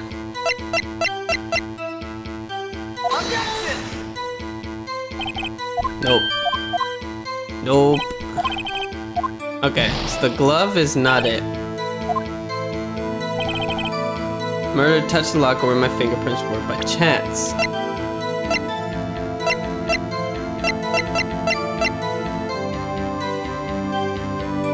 The print had been wiped.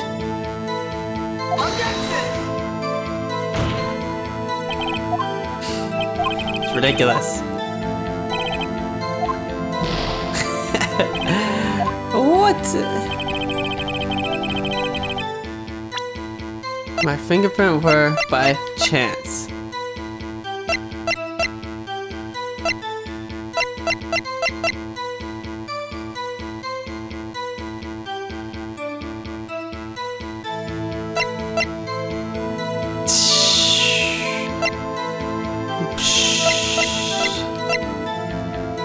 This shows nothing.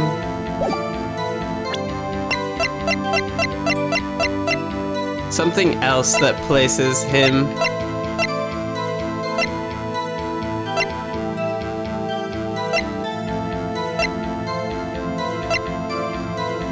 Nothing else places him there.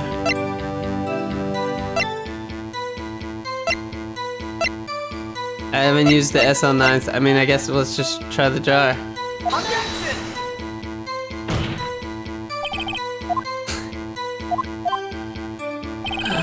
Nothing is here.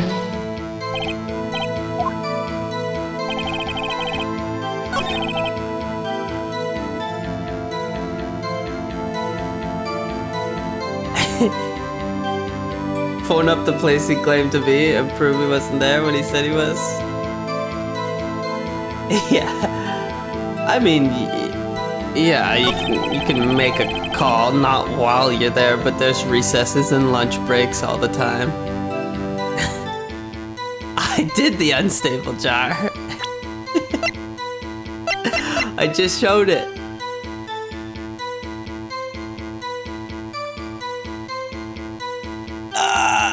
Apparently I have evidence that proves who's there. Maybe I present the video.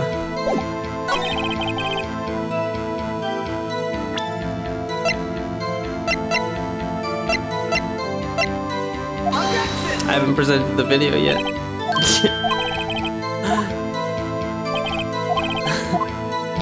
Another guilty verdict.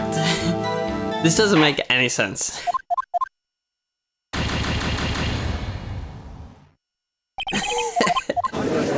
The answer is so unclear to me, it's crazy.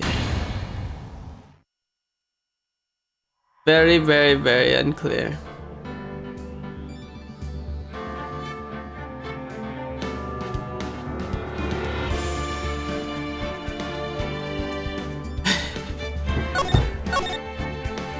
Alright, we try again. We try again. I don't know. Can you examine pieces of evidence to change them? Can you? No, not that one. I mean, I can check this, but I can only see the stuff. I think this one just said, I already did it. This one I can't look at. The glove, I think it just shows SL9. So, doesn't do anything.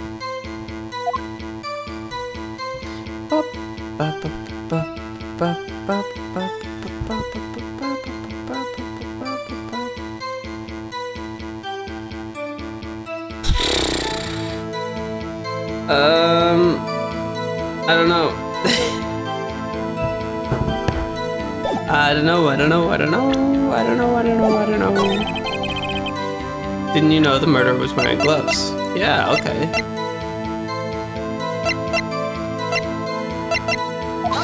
Unstable jar.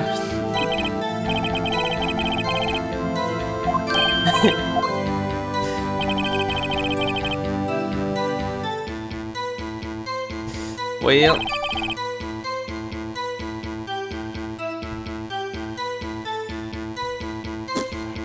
Objection overruled.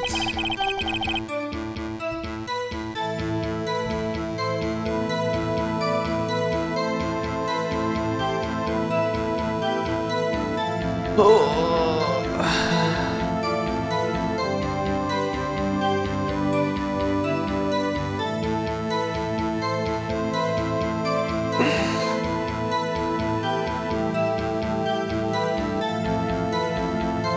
I don't know. The fingers? What fingers? This?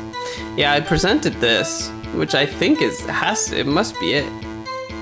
But I don't know. I don't know.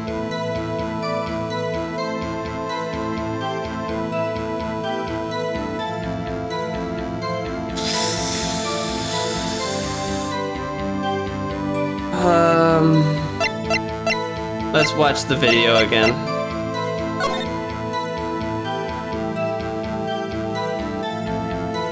Okay.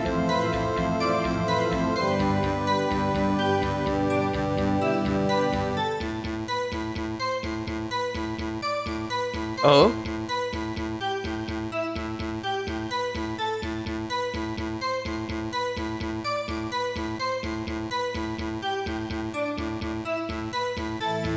The white glove fell out. He's touching the thing there. Buddy comes in.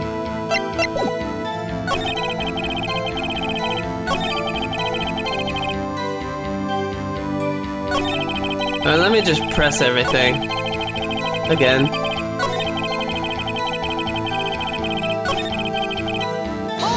Let's see. I don't think I pressed this beginning. That's because you... How did you put it? Pay respect once a month. Yeah, that's right. That and one more thing.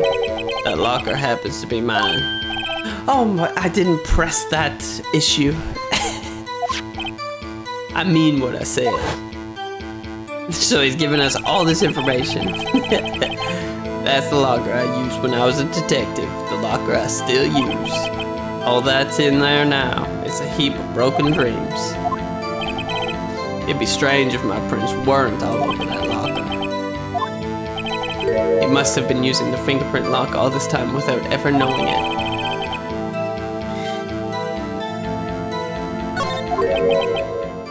You're starting to get the picture, partner? Picture. This seal of blood in the desert. It's just food for the buzzards. There was nothing for me to figure out. I just needed to press on that exact issue. So long as my trial isn't in there, you can't say otherwise. This isn't getting us anywhere, Mr. Wright. Please consider carefully where you're going with this cross-examination. Now then, continue your testimony, Officer Marshall. Gee, look, too bad it wasn't me in that video, right, partner? Hold it! Press. What do you mean by that? You want to tie me to this crime, isn't that right, partner? If so, that video is the only direct evidence you have. Objection! But that video is next to useless. It's full of blind spots. Blind spots? Places you can't see. The camera's panning back and forth. The floor isn't shown. If someone was familiar with the camera's position, they could leave the room without being caught on tape. Objection! We don't have time for your speculations, Mr. Wright. Well, Mr. Wright, if you can show us evidence in the video that indicates Officer Marshall was present, please do so now. Show the evidence. Very well. Allow me to point out your mistake, Officer Marshall. Tread carefully, Mr. Wright, or you might wind up being the one making the mistake. So I'm gonna be looking at his locker and see if it changes from the first pan to the second pan to the third pan. There must be something that changes. Because that's the only thing we could... Wait. Go back. Nothing there. In his locker, over here. The one with his fingerprints on it. Fast forward. I don't give a fuck.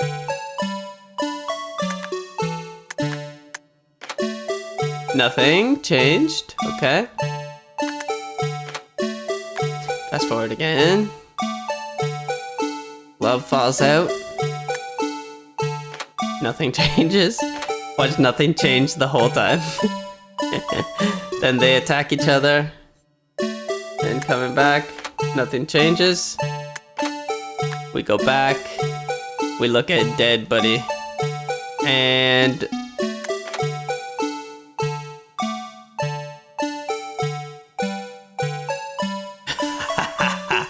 look at that. Take that! Woo.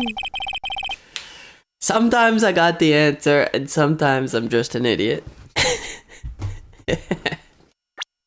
Seeing as I couldn't even figure out that all I had to do was press him before, and I was trying to find a contradiction when there clearly wasn't any.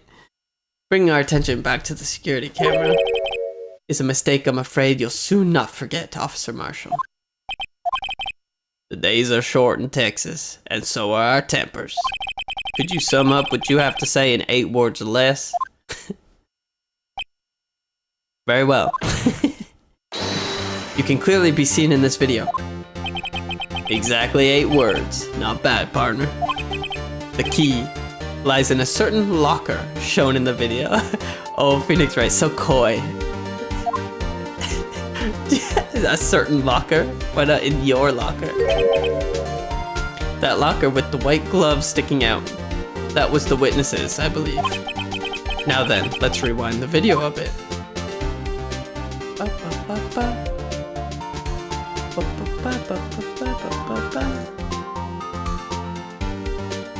Holy, go slower. And there it is!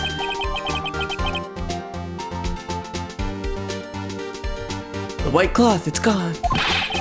What's the meaning of this, Officer Marshall? When the crime took place, the white cloth wasn't there. Then it suddenly appeared. There's only one explanation.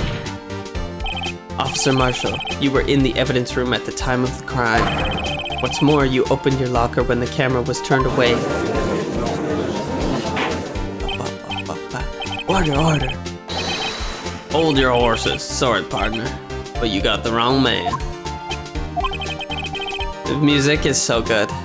Besides the Blue Badger music, that's the worst. So what if my locker door was open? That doesn't mean I'm the one who opened it. Yes, it does. The murderer needed to hide something, so he opened the locker and stuck it in. It's not my fault he happened to choose mine. Why is everyone staring at me like I'm a wanted man? He doesn't know about the fingerprints. He really doesn't know. I hate to rain on your parade, but you're the only person who can open that particular locker. Oh yeah? I call your bluff. You say I opened that locker, now prove it. Well, I just show this, right? That better be it. A fingerprint sensor? We talked about this earlier today. The lockers can only be opened by the detectives they belong to. What kind of crazy talk is this? In any case, the locks aren't that obvious. There are even some people on the force that don't know about the fingerprint locks. So, Sheriff, what do you have to say in 8 words or less? What is he biting on? I only got one word for you, partner. No! Okay. Sure. Order, order, order. Witness, explain yourself. If this is a joke, it's the worst I've ever heard. I assure you, this is no joke, Officer Marshall.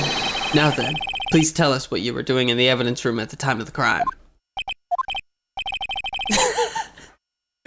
Ole! Please answer the question. What is he now, a bullfighter? That's alright, Officer Marshall. I believe we can figure the rest out from here. We can? Have a look at these floor plans. There's no place for someone to hide in the evidence room. Yet Officer Meekins didn't see Officer Marshall. If that's so, then where was the witness?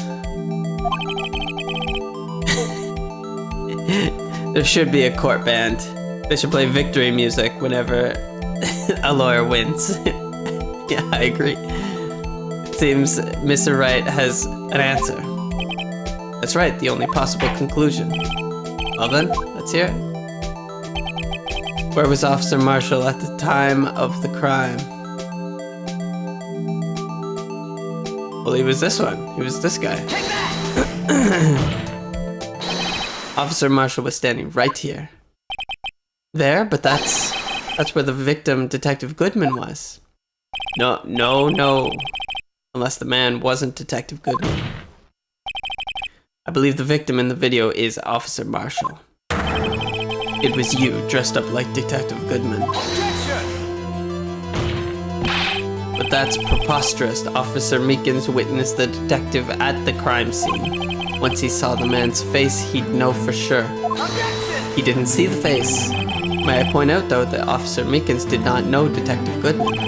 He also testified about the man's reaction when confronted. When I entered the evidence room, I asked him to show his card, sir. Yes, and how did Detective Goodman respond? He suddenly pulled a knife on me. Say something about Officer's story puzzled me. If the man had his ID card, why didn't he just show it? Yes, he would have needed to enter the evidence room, so he must have been carrying it. The answer is simple. He couldn't show it. As you can see, Detective Goodman's picture is on his ID card. Oh, I get it. If he showed that, his cover would have been blown. Officer Meekins would have realized that the man wasn't Detective Goodman. Do you have anything to say to this, Officer Marshall? You've got quite an imagination, partner. We've got a term for that. It's called circumstantial evidence. Circumstantial evidence? You're gonna have to do better than that to break a detective. Unless you have hard evidence proving I dressed up as the victim.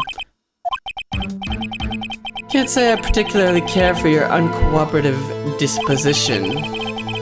Can't say I care for your beard, but you don't see me complaining. Well, Miss Wright, do you have any evidence proving beyond a shadow of a doubt that Officer Marshall dressed up as the victim? Well, I can see the fear in your eyes, partner. Seems you're the only one who couldn't take the desert heat. It's so obvious he's the one. What can I do? Edgeworth's gonna help us out. Looks like your lack of experience has finally been exposed. Oh, never mind. I'll pass on to you what someone told me when I was just starting out. When you've run into a wall with no place to go, return to the basics. Basics? Figured out. That would be what Mia used to tell me. Phoenix, try thinking outside the box. I should look for proof that Officer Marshall was in disguise. But rather, I should look for evidence that came about because he was disguised. Why do you think this locker was open in the first place? What do you mean? There's no reason for Officer Marshall to open his locker at the time of the crime. Yet he did, despite the chance it might be discovered later, as it has been. Which means he didn't originally plan to open his locker. Officer Jake Marshall dressed up as Detective Goodman at the time of the crime. Then, after the crime was committed, he opened his own locker for some unknown reason. The fact that a white cloth is sticking out of the locker seems to indicate that he opened it in order to put the cloth inside. So, just what exactly is this piece of cloth? Perhaps the video is the key to all our unanswered questions. I don't have any evidence, so this video is my only shot. Very well. Let's take a look at the security camera again. Please show us why the witness had to open his locker. I'm not Canadian military, no. Just went to university and then law school right away. Why would he have to put a cloth in there? Because Meekins came in? Oh no, is it that? No, because we picked the glove up.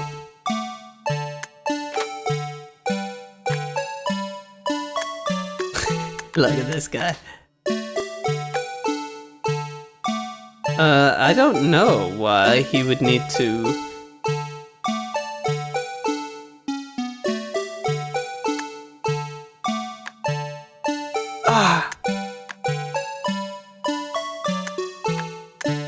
Because of the blood?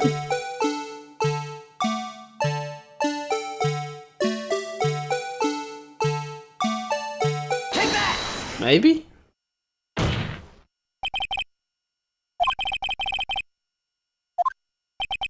Yet, however, something unexpected happened. Oh, okay. Officer Meekins barged in on you. When asked to show your ID card, you pulled a knife on him. However, Officer Meekins panicked, and the white coat you were wearing was soiled with blood. Bloody white coat.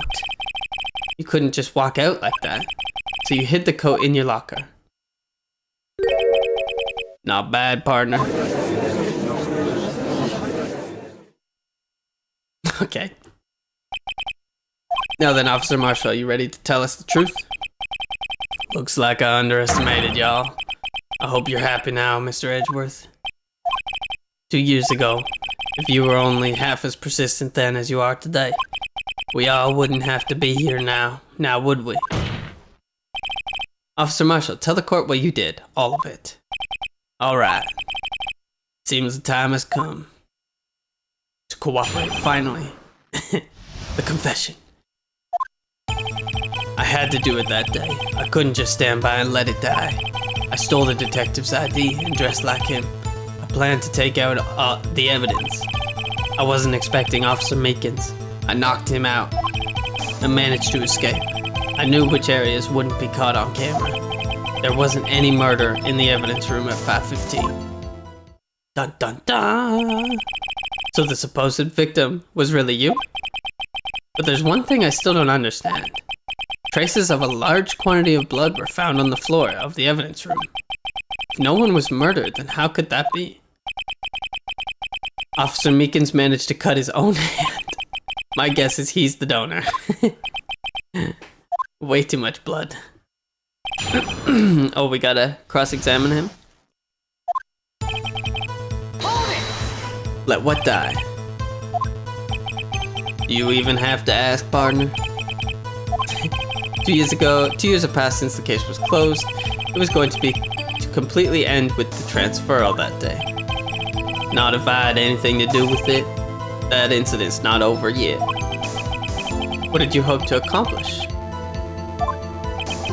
When a case is closed, only that case's lead detective can look through the evidence. I wanted to have a look at it myself one more time, no matter what the cost. I don't care what anyone says, partner. That case is mine. Okay. But Officer Marshall wasn't in charge of that investigation. Why does he care so much about it? Because his brother was killed. That day was my last chance. That's why I stole... Hold it! Why did you disguise yourself as Detective Goodman? Oh, we know this. If I didn't make it look like Goodman was carrying out the evidence transfer, I'd be arrested for stealing evidence, which wouldn't get me anywhere. So you did it to fool the security camera and the detective's ID card. Stole that the morning of the incident.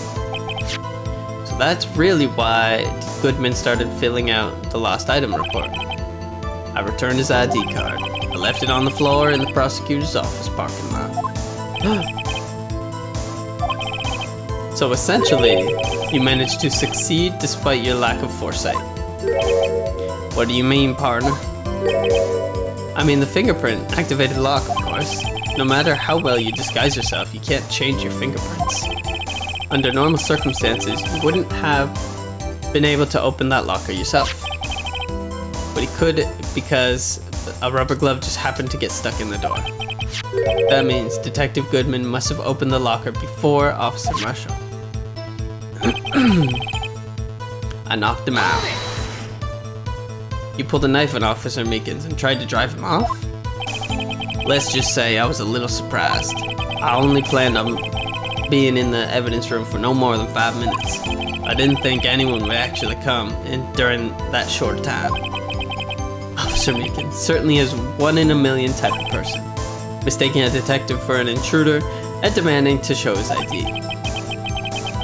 I'll have to think a little more about his raise this year.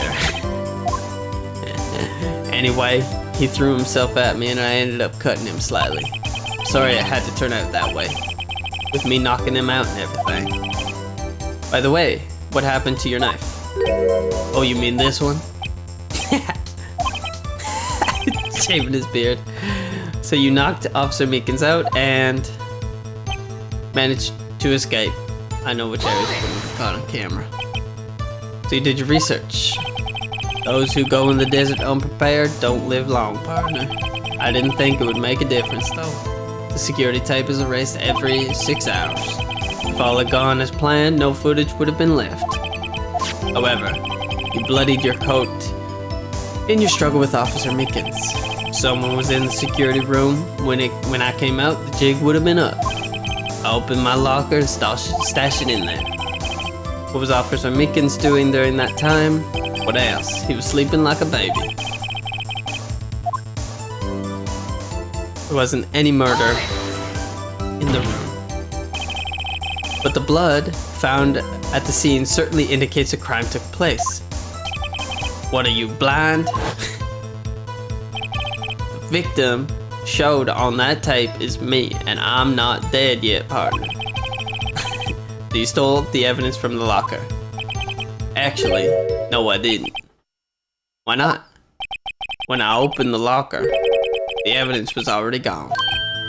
What? Mr. Edgeworth, where is that evidence? It's still missing, Your Honor.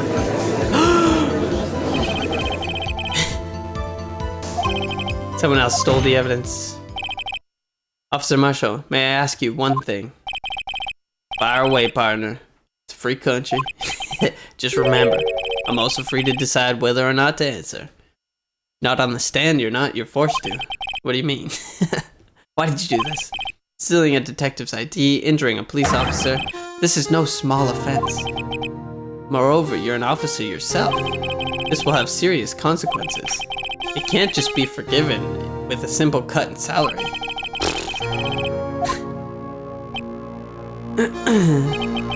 Like I said, this isn't your case. This one is mine. And I'll do anything it takes to get an answer I'm satisfied with. The witness has an unusual amount of zeal. Let's hear more. Can't just forget the SL9 incident. You know why? I know why. But that case was solved 2 years ago, wasn't it? That's the reason the evidence was stored in the evidence room. Joe Dark was convicted for his crimes. One thing I can say for sure is he deserved his sentence. It involved serial murders, didn't it? I don't intend to complain how it turned out, but there's something that still bothers me. Something went down at that trial. Something no one will talk about. What happened? I don't know. That's what I'm trying to figure out. Maybe I should present him with what I think his real reason is. Okay. Yeah.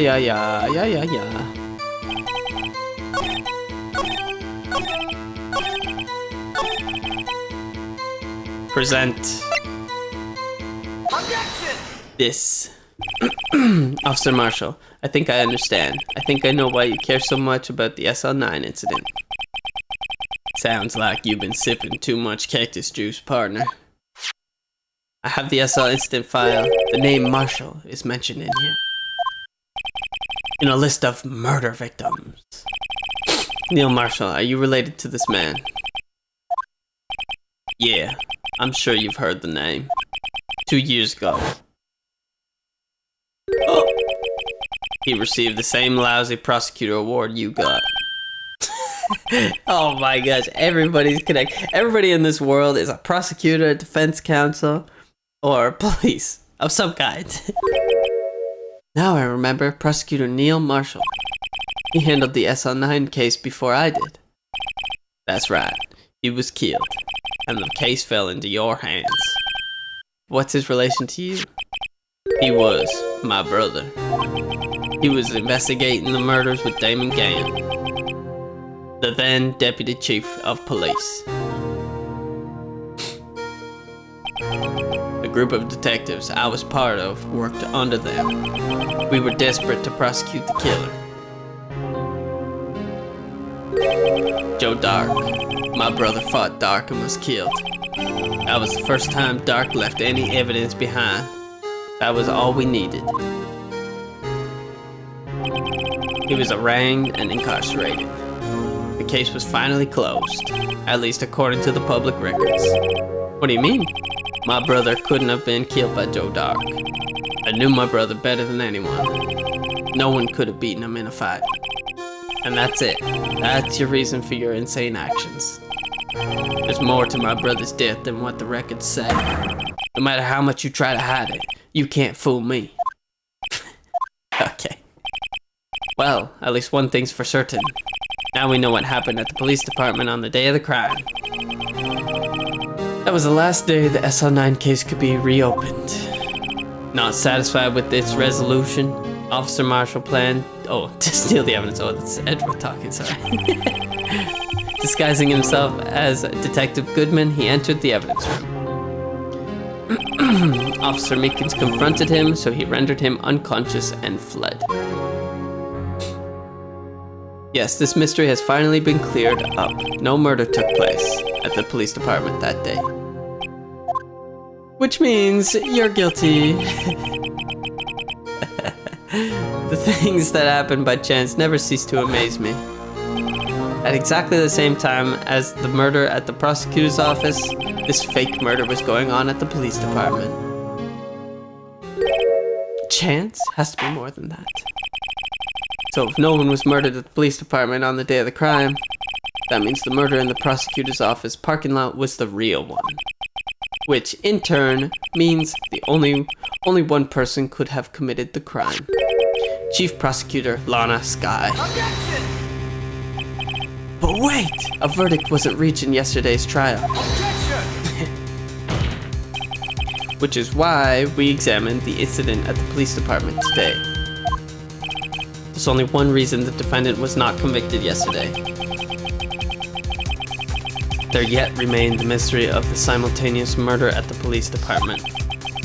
Seems to me this boy's got the draw on you, partner. Shut the fuck up, man. I don't need your comments. All the mysteries at the police department have been resolved, no doubt about it. Our sole murder took place at the prosecutor's office. The only suspect is Lana Skye, and the testimony of one Ms. Angel Starr is completely incontestable. If you have a response, make it a single word or less. There's my word. And a bow. I rest my case. Honestly, Edgeworth is my hero. Fuck Phoenix Wright. I'm Team Edgeworth. It seems this trial has reached its conclusion. There's no more room for doubt. Well done, Mr. Wright. Thanks to you, I didn't need to waste my time. Disproving the alleged murder at the police department? There's no doubt what I proved today is true. The apparent murder on the security camera's tape really was fake. But I didn't realize that would end up proving Lana guilty. No shit, man. The existence of a second murder is a good thing for your client. Yeah, clearing that up, no shit. Now then, the time for the verdict has arrived. This court finds the defendant... Objection! Yeah, always a hold it. Emma! Your Honor, wait. The defense has an objection, a scientific objection. Right? What do you mean, right? Mr. Wright, are you this girl's guardian? Your Honor, in a sense. Please, Your Honor, all I'm asking for is a minute of your time. Please hear me out. Mr. Edgeworth, please. I don't want to leave any loose ends. You want a minute? I'll give you 3. Oh, how generous, how generous. I was kind of in shock. I mean, finding out the SL9 incident referred to the Joe Dark killings. They were witnesses. But that's when I figured it out. I mean, what Officer Marshall was trying to do that day. So I knew his fingerprint had nothing to do with the crime. That left only one thing, the other handprint. You mean the traces of blood found on Detective Gumshoe's locker? But no fingerprints were found on it, right? No, but I figured if I examined it scientifically, I'd be sure to find a clue. So I ran over there and looked at it again. So did you find something? No. What? Sorry, I guess I'm not much of a scientific investigator after all. You're also 16. Is that all? Please don't be mad, I'm just a high school student. But Mr. Wright, those traces of blood are the only clue we have. If we can't find something wrong with them, please, Mr. Wright, you're a professional. If anyone could save Lana, it's you. Me? Oh boy. Time's up. Now then, Mr. Wright, with regard to the incident at the police department, does any reasonable doubt remain? It appears the defense is troubled by the other blood mark. Looking at the floor plans, a handprint was discovered around here. Is there a problem with this? Mr. Wright, I'm sorry I can't be more use, but still. If you can't find anything wrong with that blood mark, Lana will be. Please answer my question, Mr. Wright. We don't have all day. Yes, Your Honor.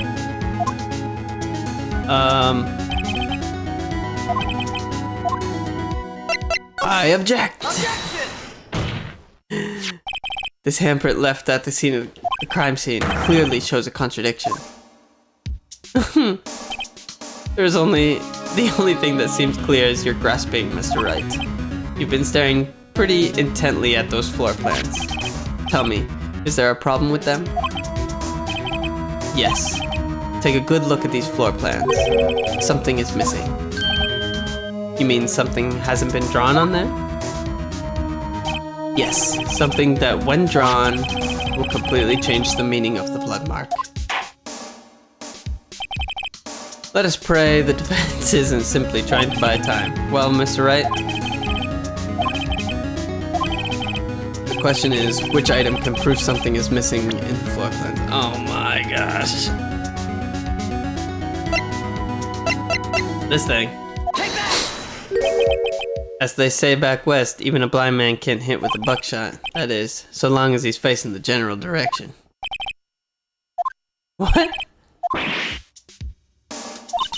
Just calm down, Mr. Wright. Try and remember what the evidence room was like on the day of the crime. What? Please allow me another chance. I'll prove it this time. What?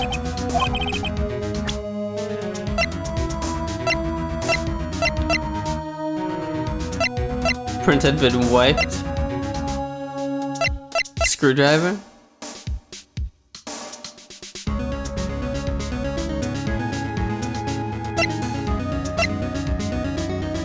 Oh. 7777? Nope. Okay. Yeah, I don't know.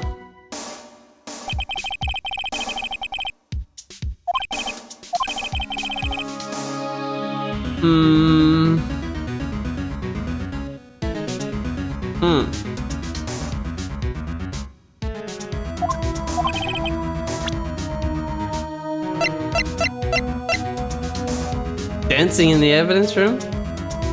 Was it the badger?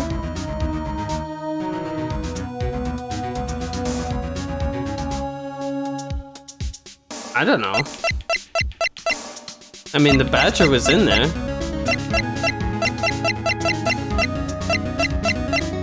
Fuck it. Okay, it is the badger. Blue Badger, mascot of the police force. Defender of the truth, guardian of proof.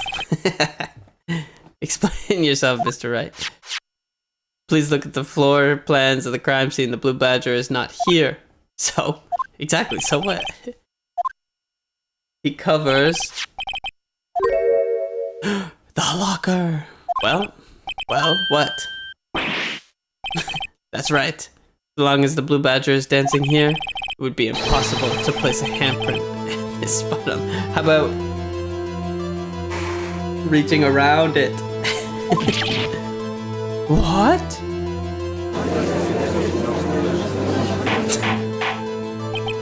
So that means, just exactly what does that mean?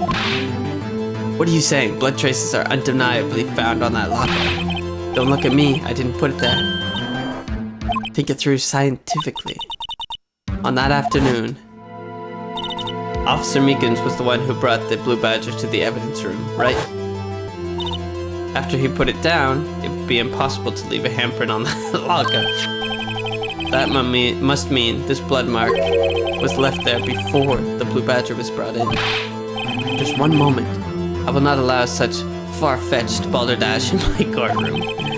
It may sound far-fetched, Your Honor, but it's the only possible explanation. On February 21st, in the police department's evidence room, blood was spilled not once but twice. But how? One time was captured on this tape taken by the security camera. Officer Meekins cut his hand from which a trivial amount of blood fell. Problem is, the other time.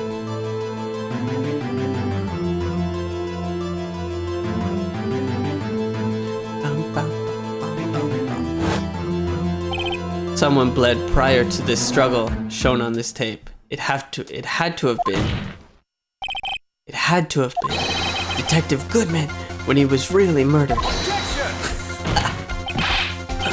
Oh boy, that's ridiculous. I refuse to accept your absurd claim. The murder portrayed in this security tape has been proven to be a fake. However, that does not explain the blood mark found on the locker. So then, assuming this murder you purport really happened, When did it take place? I demand you show evidence that proves when it occurred. To summarize, the defense claims that prior to the Officer Meekins...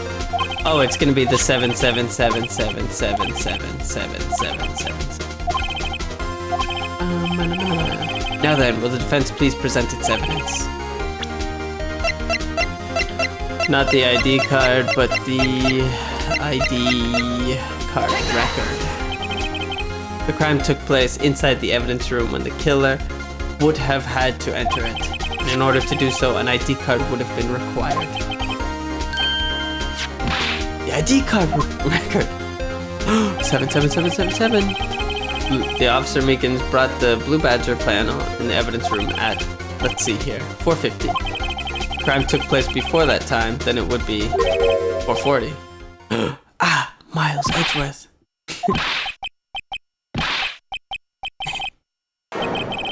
Just what have you done? I never would have figured you'd have the nerve, boy. Drop the act, witness. It doesn't take a lot of thought to figure it out. Couldn't have been me. Nope, I ain't getting it. I'm afraid I don't understand either. It's clear from the luminol test that blood was there. However, when the second crime took place, both Officer Meekins and Officer Marshall failed to notice the blood. That means the blood from the first crime was wiped away by the real murderer. I would have had just 10 minutes to murder the victim, carry his body away, and clean up the blood. Unfortunately, that's physically impossible. That would mean the crime must have taken place before Mr. Edgeworth entered the evidence room. Let's look at the chart again. There's only one other card number remaining. Talk about a lucky number. Oh yeah. Wait, that doesn't make sense. How could Detective Goodman have entered the evidence room? Since there's no record of his card being used beforehand, he must have entered along with the real murderer. That's the only plausible explanation. He went in with 7777777. Mr. Edgeworth, please look into this ASAP. Find out whose ID number is 77. That's 17 too many, Your Honor. Unfortunately, I'm unable to look up the owner of that ID card, at least at present. What? Explain yourself, son. The ID number 77777 belongs to someone with a rank of captain or higher. Someone who is a so-called executive officer. We don't have the authority to inquire into such a person's identity. So it must be Gant. But that's ridiculous. Just how? I'm not finished talking, Mr. Wright. There is one situation in which we could be granted such authority. If an official charge is filed against an executive is accepted. Okay. An official charge? You're all alike, aren't you? With your cover-ups and your forgeries. That's how the prosecutor's office operates. It's true. I take pride in my work, Officer Marshall. I would appreciate it if you would keep your slander to yourself. Slander, is it? Okay. Let me ask you a question. No, not you. To her, the defendant sitting over there.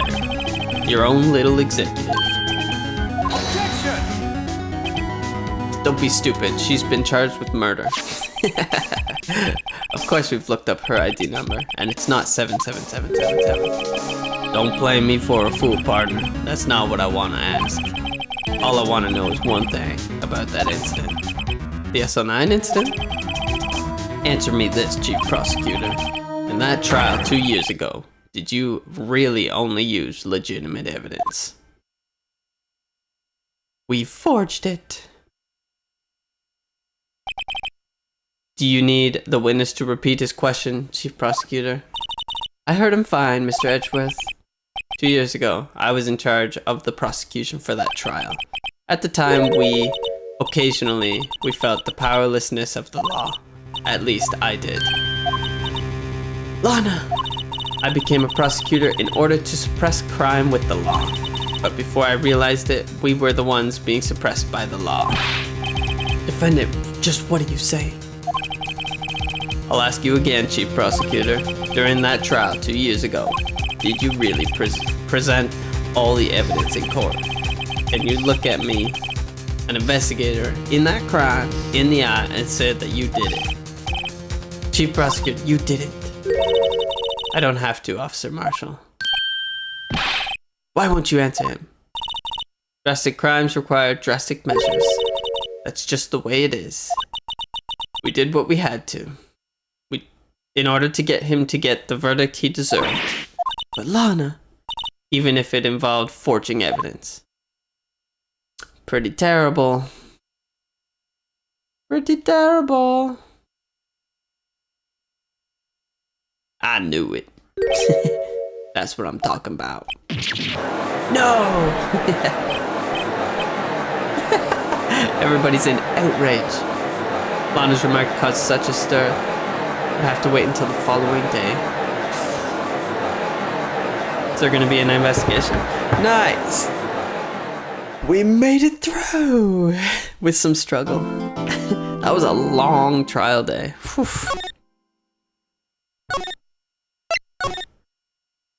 Oh, there is gonna be an investigation.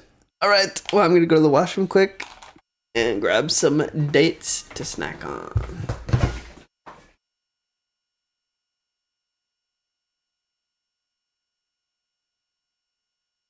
Be back in a couple minutes.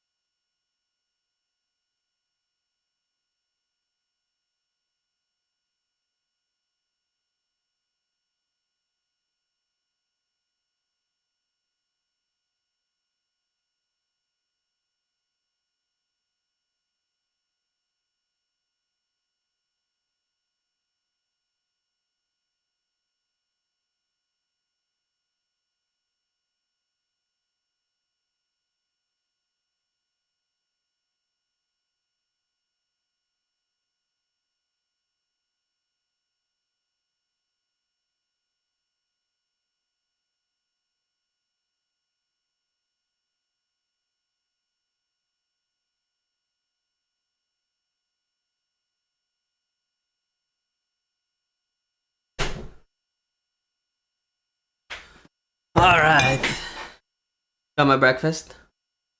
2 dates and some almonds and chocolate. Okay. This episode is long. Holy.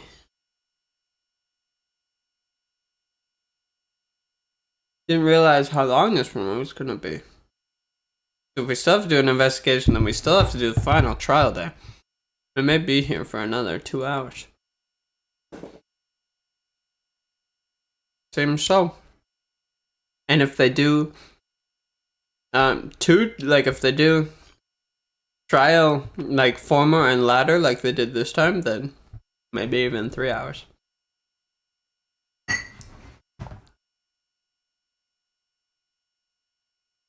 So, let's get on with the investigation.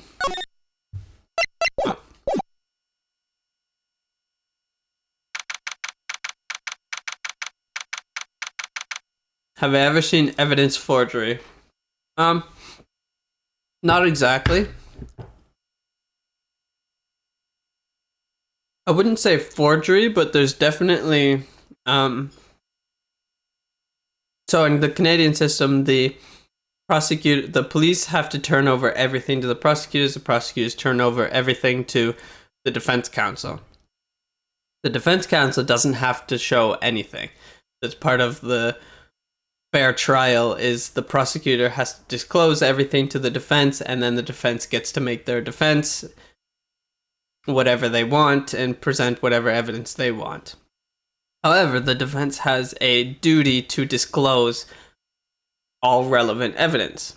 So there's a famous case here about a lawyer who was defending a guy who killed and sexually assaulted 2 young girls with his wife, and they videotaped it, and the lawyer found those tapes and hid them from the court.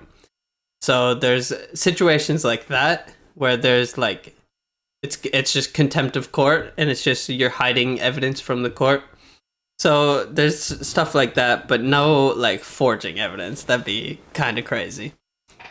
There's definitely like innocent people being proven guilty just by forceful evidence to a jury, and then the jury gets it wrong. So you can have an expert witness come on the stand and say, based on my opinion, this is what I think.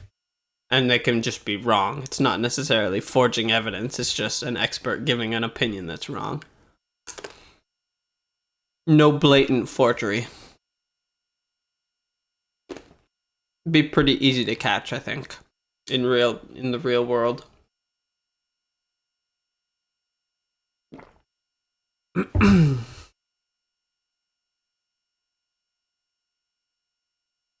Okay. I'm so sorry, Mr. Wright. I'm sorry for what my sister said.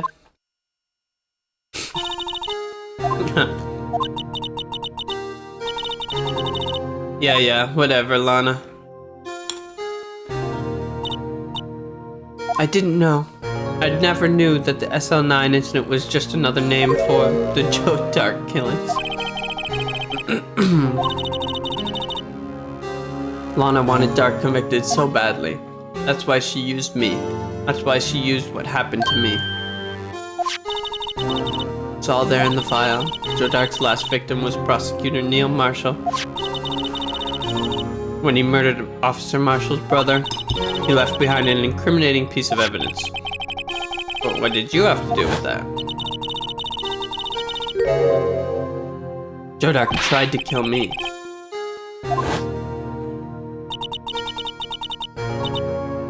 He was only trying to save me. So that means you... Yes. I was a witness in the Joe Dark trial. Damn. Okay. Tell me about it. Right about this time of year, too. Terrible thunderstorm. I was alone in my sister's office. We were planning to eat dinner together once she finished her work. Then suddenly, a terrifying man came bursting into the office. Joe Dark. He pulled out a knife and screamed at me. I didn't know what was going on. Just then, Prosecutor Marshall showed up. Joe Dark tried to take me hostage, but before he could, Mr. Marshall tackled him. I'll never forget it. Lightning struck and the lights went out suddenly. A bolt of lightning flashed outside the window, lighting up the office for an incident. What I saw then burned a permanent picture in my mind. I can still see it now.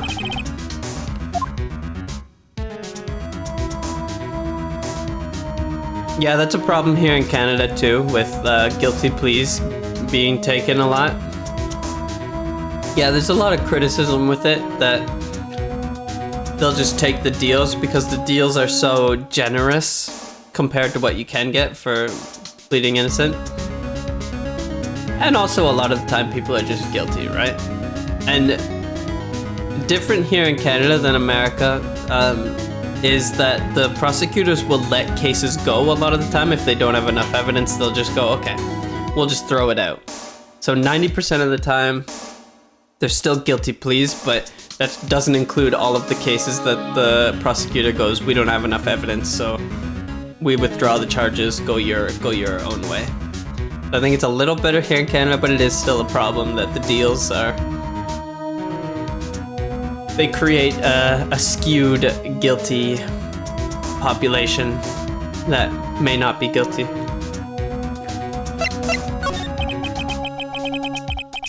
What did you see in the instant that crime occurred? Dark knocked down Mr. Marshall and raised his knife. Neil Marshall was stabbed right in front of this poor girl. I don't remember what happened after that. Apparently I passed out. When I came to, Lana was cradling me in her arms. Poor Emma, she's been through so much. Yeah, at 16, whew. I couldn't bring myself to testify about that instant. I tried, but words just wouldn't come out. I drew a picture, but it wasn't any good. 2 years ago, you must have been 14. That's understandable, yeah.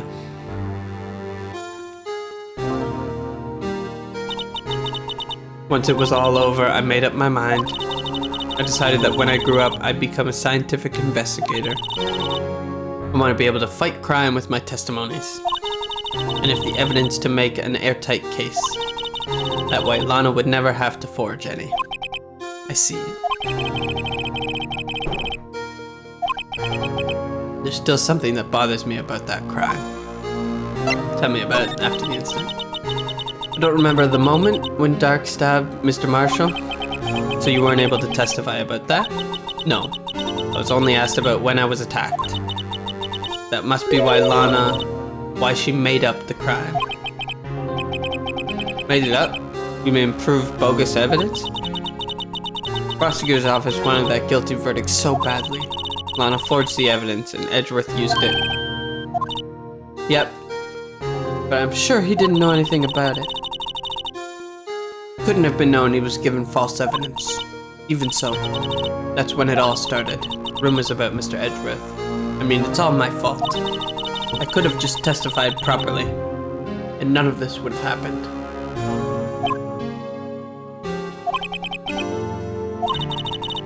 After that case ended, Lana was never the same. She became cold. She must have been able to face up what she did, especially... Must not have been able to face up what she did, especially not to Emma. There's something that's puzzling me, Emma. You said you were in Lana's office at the time, right? Right? Then why would a serial killer come running in there? Not only that, but he was being chased by a prosecutor? Oh, there's no mystery there. Joe Dark had been taken in for questioning that day. Of course, this happened at the police department. He tried to run away halfway through the interview and fled into my sister's office. Because the detective office in the questioning room are right across from the elevator. But Lana was the chief prosecutor, wasn't she? No, silly. Didn't I tell you? 2 years ago, Lana was a detective. What? She was the best in the entire force. So crazy. After the Joe Dark case, she was transferred to the prosecutor's office and made chief prosecutor.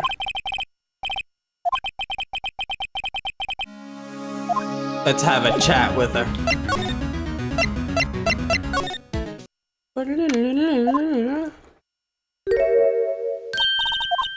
Lana, Mr. Wright. Seems I keep causing you trouble. Falsifying evidence? I didn't think you were the type.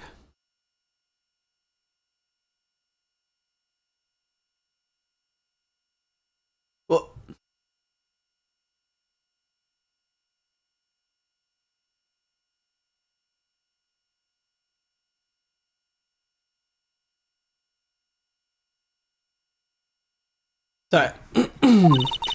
Criminals don't mind playing foul. Why should we? But Lana, if you're wrong, an innocent person might be found guilty. Believe me, I understand the risks. Lana, Emma told me about you. About how you were a detective 2 years ago. And how the SL9 incident was the reason for your transfer. That's right. I suppose you have a right to know. Yeah. It's true, I was a member of the police force.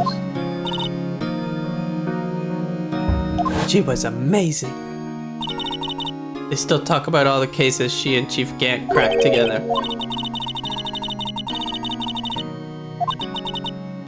Damon Gant, he was everything I aspired to be. They were the best team ever. They solved crimes before the report could even be filled. But now you're chief prosecutor. What happened? I always planned on becoming a prosecutor. The reason I became a detective was to gain experience investigating crime scenes so you could use that experience in court, right? Gant's help in the SL9 case was crucial to its resolution. After that, he became chief of police and arranged my transfer to the prosecutor's office.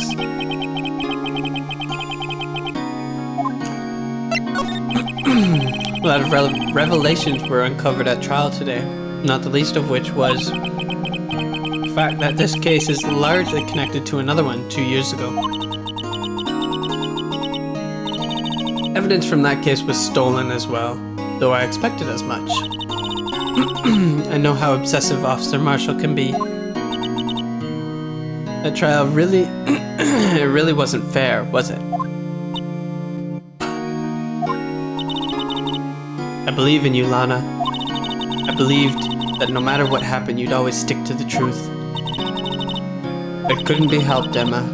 At that trial 2 years ago, I sold my soul. Damn. Well, all drama aside, fact of the matter is that 5:15 there was no murder at the police department. Tell me it's not true, Lana, what the witness, Miss Starr, said.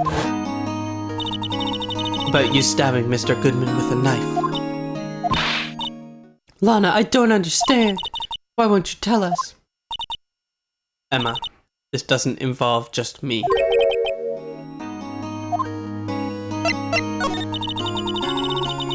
Two years ago, I was second in command of the detectives investigating Dark. Second in command? The lead was Damon Gant. Shared the same office and the same investigations. We led a team of the best detectives on the force. Detective Goodman, whose case it was, Jake Marshall, and Angel Starr. It was the first time Marshall worked with his brother. He was quite gung-ho. Without a doubt, Joe Dark was the serial killer. He asked him to come in for questioning. We were desperate for evidence. That was when his final murder took place. Prosecutor Marshall was trying to save me from Dark. You see, the first person who happened upon the scene of the crime was me. This lady could have... This lady could have saved so much trouble. 2 whole days of trial, she just came clean. Damon Gant and Neil Marshall were the ones questioning Dark that day. The investigation was in its final stages and Dark must have suddenly panicked. So he waited until Gant and Marshall let their guards down, then fled the room. From there, he ran straight to the office shared by Gant and myself. That's where he found me. So you were the first person to run to the scene, Lana. That cop in the background, he is doing his job. He's been there for 5 episodes now. He's always standing there. He knows so much about all of these cases. So you were the first person to run to the scene, Lana? I was filing some papers while Gant and Marshall were questioning Dark. Sorry. Drake, whoa. When I returned to my office, I saw 3 bodies on the floor and smelled blood. 3 bodies. Prosecutor Marshall, the victim, Emma, who had passed out, and the suspect, Joe Dark. During the struggle, it seemed Mr. Marshall struck a final blow before he died. Joe Dark had incurred a minor concussion and lay unconscious. What did you do? To be honest, I panicked. I picked up Emma, carried her out of the room, and just held her. After that, I placed Dark under immediate arrest. Let me get this straight. You were all involved in the SL9 incident? That's right. Quite a coincidence, I don't buy it. There's no way everyone involved in this trial was also involved in that incident. Just by chance. But that case was solved 2 years ago. At least one person went to the 2 extremes because they didn't believe it was truly solved. Officer Marshall. Yes, his actions came by a surprise to me as well. But ever since his brother died, he's changed completely. Guess he wasn't convinced with the ruling against Joe Dark. Life doesn't end with the closing of a case. Everyone has to live the rest of their lives with their memories. That case just might not be over yet. Emma was assaulted by Dark at the police department, right? Yes, in the office that Damon Gant and I shared. The office that Mr. Gant now occupies by himself, the chief's office. Maybe we should have a look at the chief's office. I agree.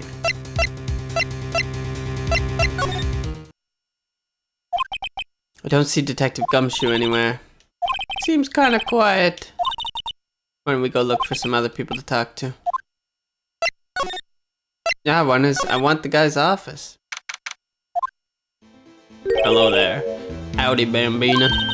Oh, Mr. Marshall. I never thought things would turn out this way when I woke up this morning. Que sera, sera. You never know where life would lead you, eh, Bambina? I should have known my luck had run out when old Billy dried up this morning. Billy? Must be his pet cactus. Say, where are you headed? Just over to the prosecutor's office for a little interrogation. It's all a voluntary appearance, but we all know I won't be coming back. Sorry, but you can't go to the evidence room today, partner. Mr. Marshall, why did you do it? Why did prosecutors head west? If ever there was a case I needed to know the truth about, it was that one. Before you turn yourself in, that's Phoenix. Before you turn yourself in, Mr. Marshall, would you mind telling us exactly what happened? Looks like I won't be getting a steak lunch today. Dark trial. Something was fishy about that trial from the beginning. It wasn't just me either. All the detectives thought so. What do you mean, fishy?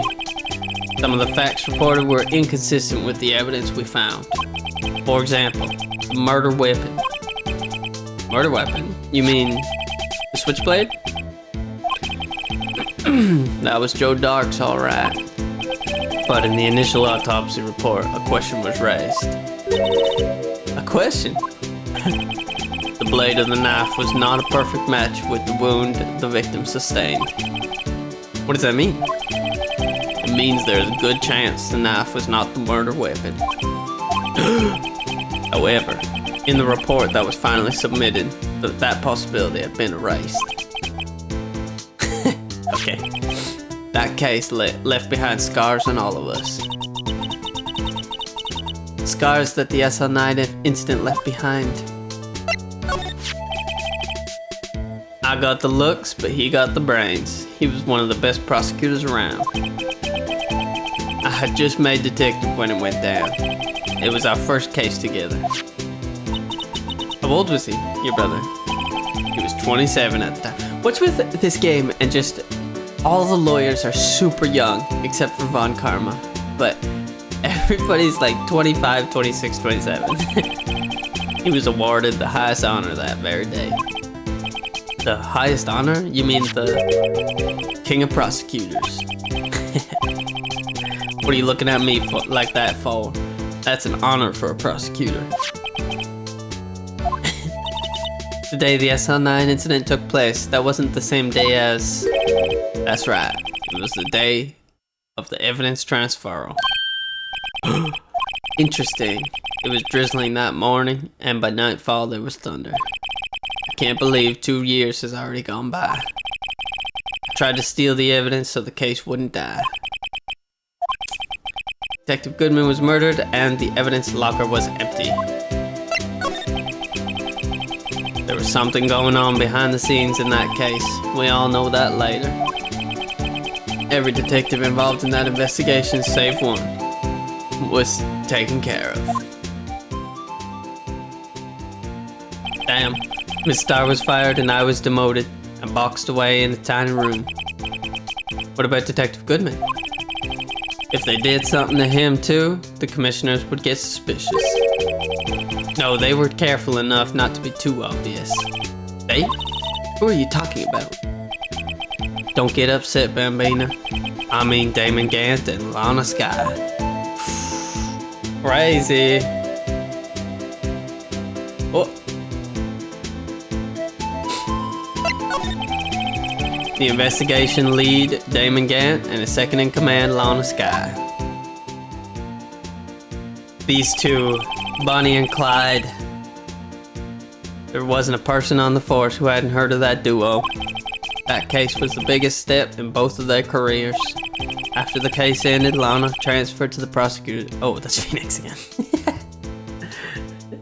After the case ended, Lana transferred to the prosecutor's office, right? Yeah, Damon Gant, the new chief of police, arranged for all that to happen. She's never been the same since she left. Everyone knew her, said so. Chief Prosecutor Sky was totally different when she was a detective.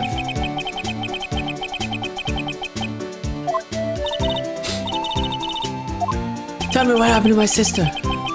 Sorry, Bambina, but her secret is too well guarded. I never found out. Alright, thanks for... Oh, so there you have it. That's my story. Did you enjoy it, partner? It was certainly enlightening. There's one thing I found out in court today. That boy Edgeworth isn't my enemy. He was the one who used falsified evidence to get a guilty verdict. But someone else was the one who gave him that evidence and planned everything. That someone is Damon Gant. Don't believe me? Well, I don't blame you. I won't even be a patrolman after today. Drinking. Too bad I won't be around to work with you. When you become a real scientific investigator. Adios, Bambina. See you later, buddy. Thanks for all your help. Okay. Bum bum ba bum bum ba.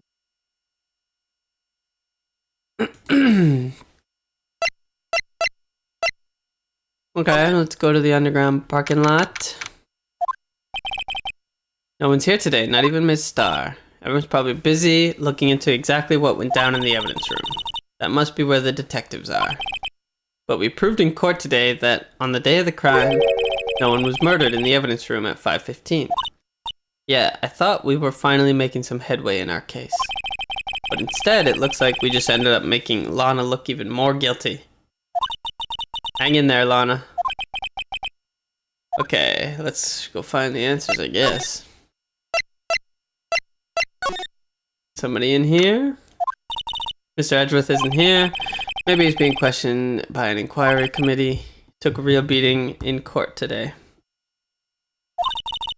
Yeah, with Lana admitting to falsifying evidence 2 years ago.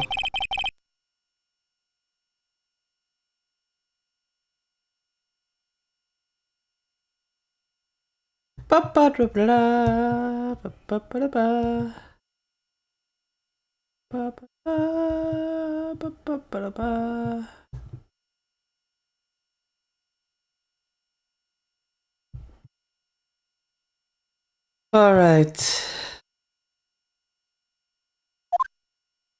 Let's move. I need to find Chief Gant's place. I thought.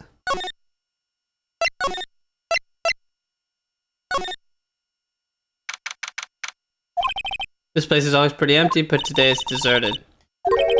Well, if you're looking for the others, they're all in the conference room. Thanks. With the chief prosecutor saying what she did and the decision about what to do. About Mr. Edgeworth, not to mention our statement to the media in tomorrow's trial. There's more chaos going on than Thanksgiving and Christmas put together. True. Sir, we'd like to have a look around Chief Gant's office. Just use the connecting hallway to the other building and take the elevator to the top floor. I mean, we aren't police officers or anything. Hey, you're right. You can't go in there, it's off limits. Okay. Well, what are we waiting for? Let's head to Chief's office. Yeah. Dr. Saul Goodman? I have watched Better Call Saul. He's a pretty corrupt lawyer himself. Whew.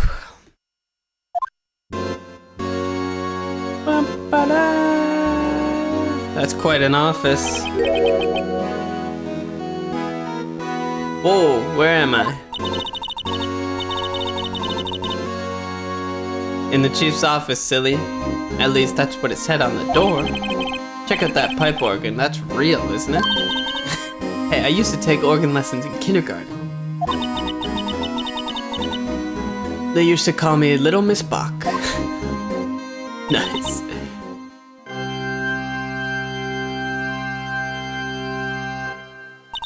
I never could remember where C was. Oh, hello. Oh, it's you two, Chief Gant. He put that paper he's reading on his desk. So, Righto, have you been swimming lately? No, I haven't. Been kind of busy lately. I can appreciate that. I've had my hands full too, with Mr. Marshall's misconduct and Lana's provocative statement. Provocative statement? Oh, you mean about the forged evidence? 2 years have passed since that incident. My, how time flies. See that big picture on the wall over there?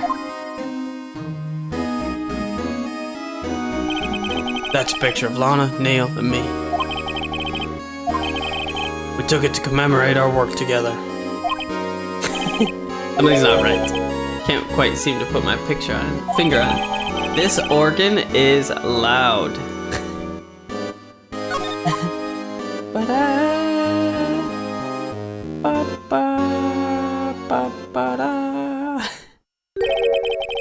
Anyway, I'd like to reminisce all day, but there are matters that need my attention.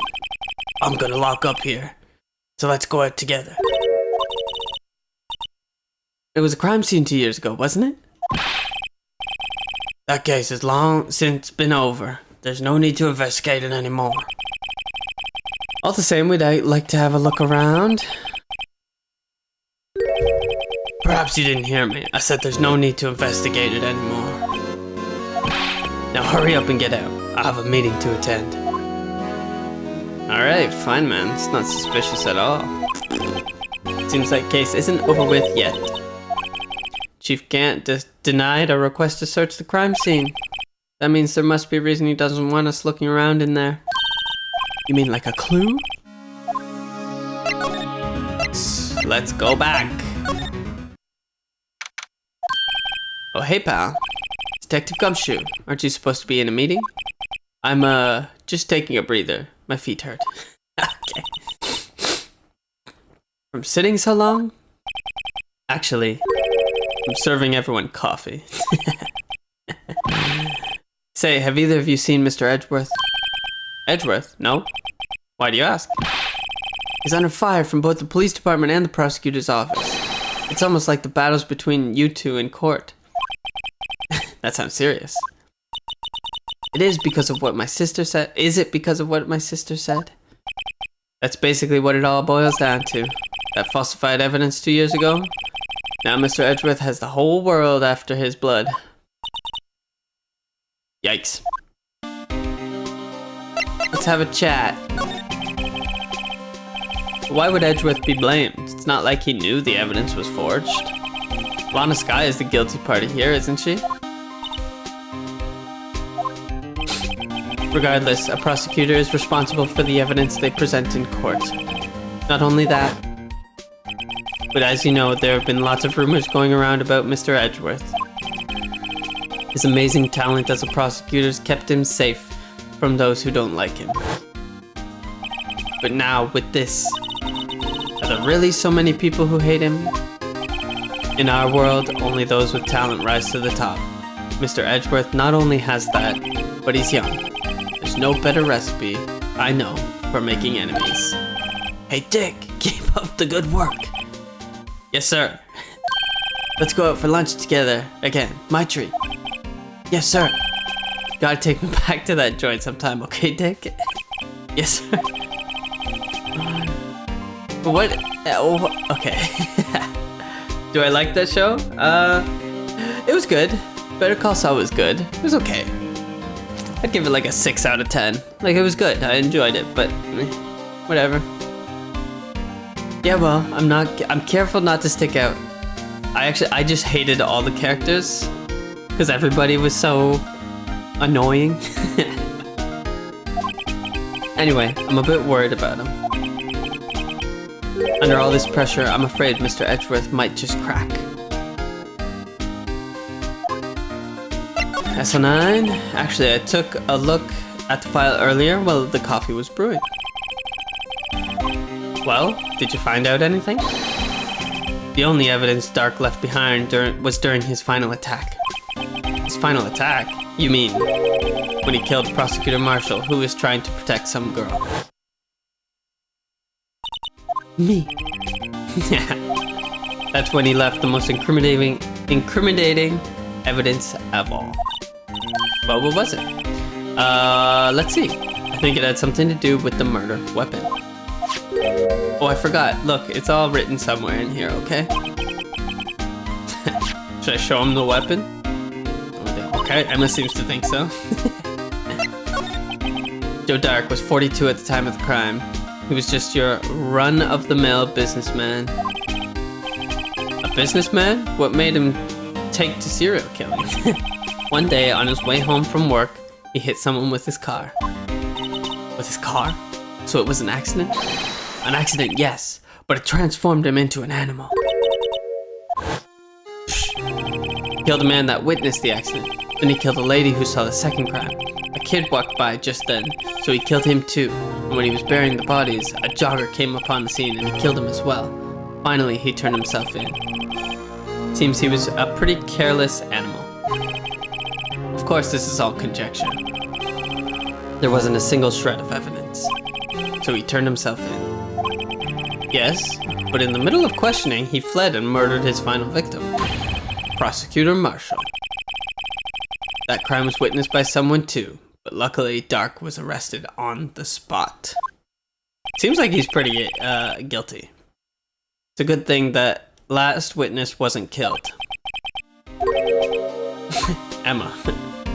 Okay, let's show him the murder weapon. Not this one, the other one.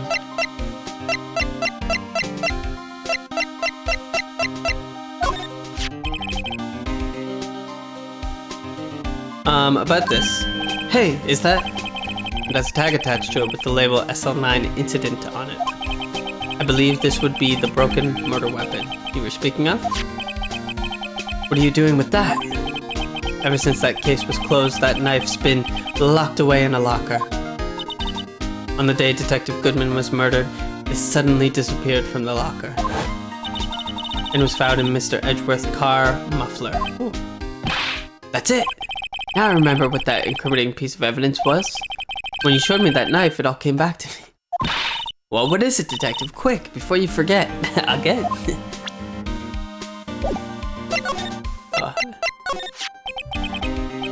This knife, it was Joe Dark's, wasn't it?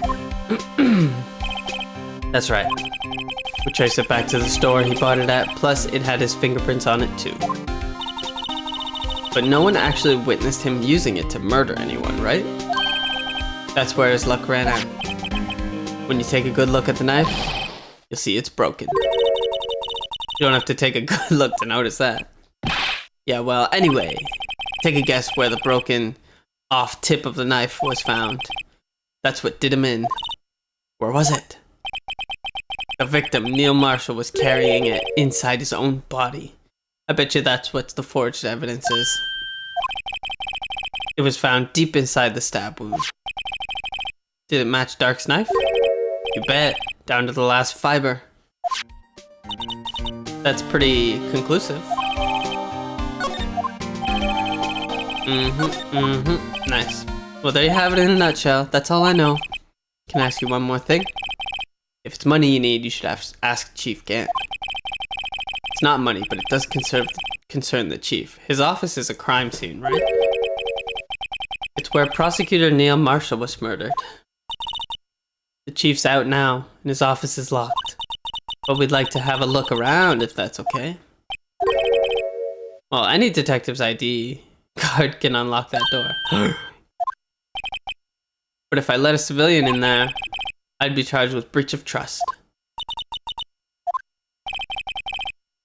Simply put, I'd be canned. Lots of scummy people. Sorry, pal. I don't plan on getting fired because of you. How about this ID card? It was Detective Goodman's. That won't work either. The data was deleted the day he died. Seems like we can't get in. Maybe there's something that'll change his mind. I don't know, is there somebody here? Nope. Somebody in the prosecutor's office? Oh, nice. There he is. It looks like he's writing something. What are you doing here? He sure was quick to throw that paper on the floor. Tough day in court, huh? I've had to live the past 2 years with rumors flying around. What's another allegation to me? Cheer up, Mr. Edgeworth. I'm rooting for you.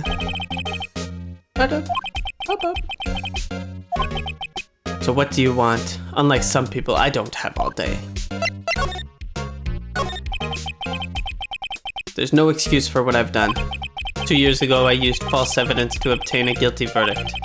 That's what it all breaks down to. And nothing I can do can erase that fact. But you didn't know, did you? I mean, the evidence was falsified. The police department and the prosecutor's office share a bond of trust. If that bond is broken, we stand to lose everything. The police department's error is my error. My responsibility as the prosecutor in charge. That fact remains the same no matter what excuse I might have. Mr. Edgeworth, I take pride in my work, so tell me why. Why has it all come down to this? Are you up for the trial tomorrow? First last year's trial and now this one. It seems all you do is worry about me. To be honest, you're getting on my nerves. But Mr. Edgeworth, you can't just walk out on the trial.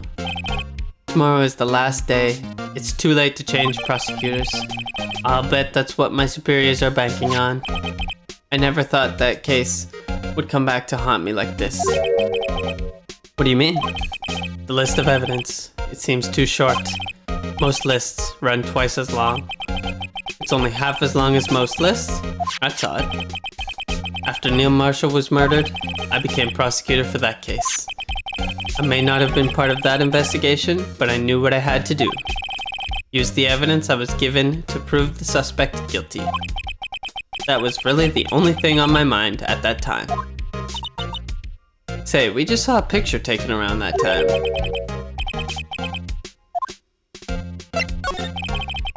Picture in his office? Could you tell us again about what happened that day? The day Detective Goodman was murdered?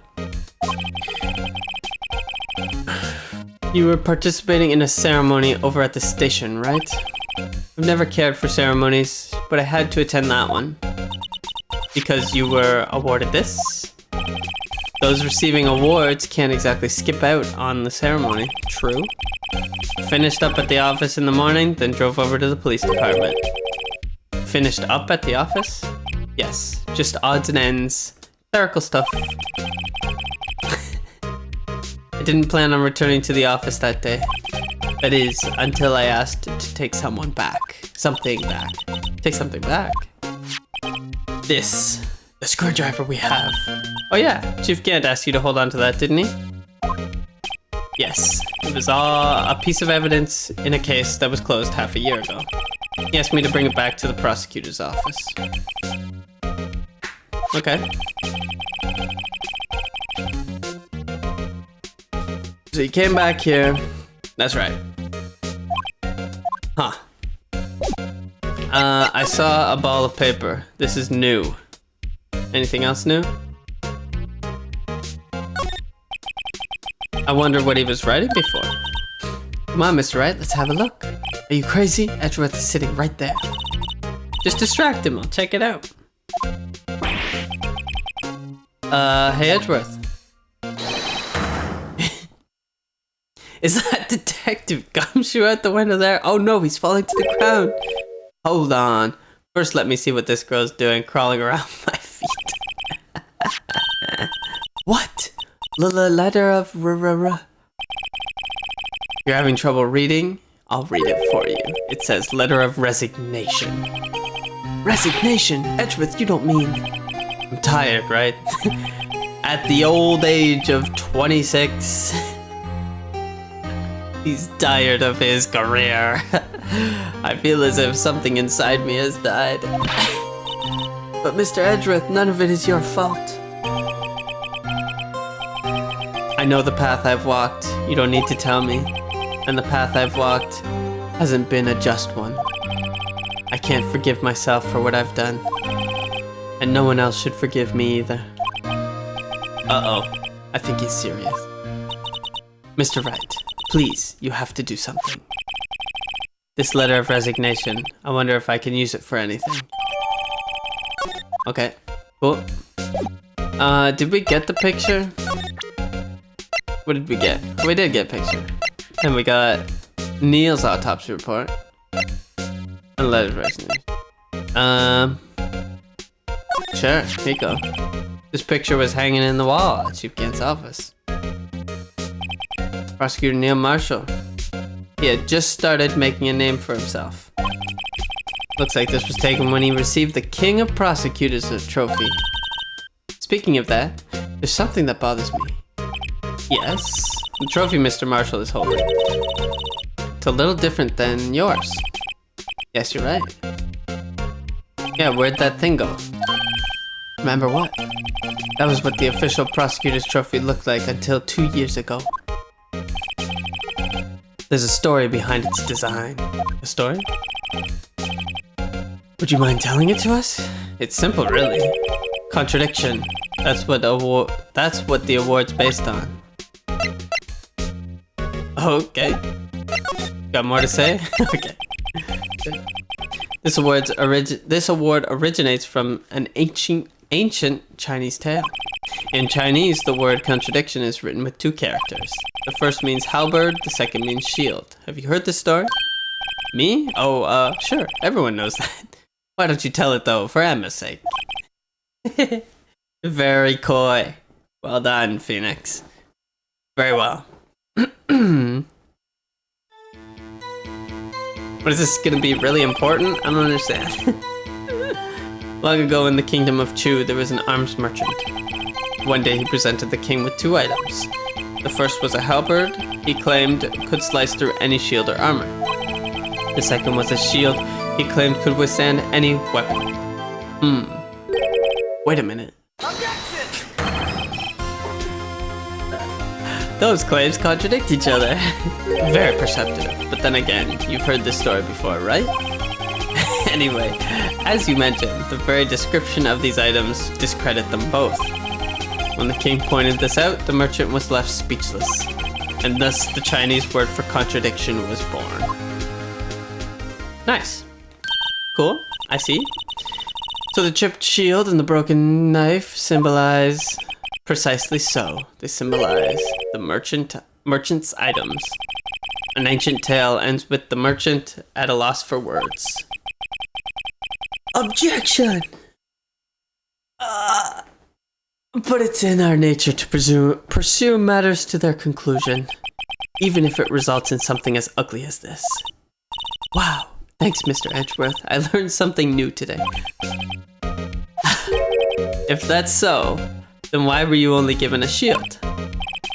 You'll have to ask Chief Gant. 2 years ago, he had the halberd part of the award abolished. Alright. I don't understand what that's gonna do to anything. Okay, we've chatted with him 4 times. That's the symbol of moving on. Oh, new character. Excuse me. Oh no, Angel Star. Would either of you care for a quarter pound of roast beef? Miss Star. You certainly are the curious sort, aren't you? Kind of like the first person who sucked. What? Okay. Yep. Yeah. Sure.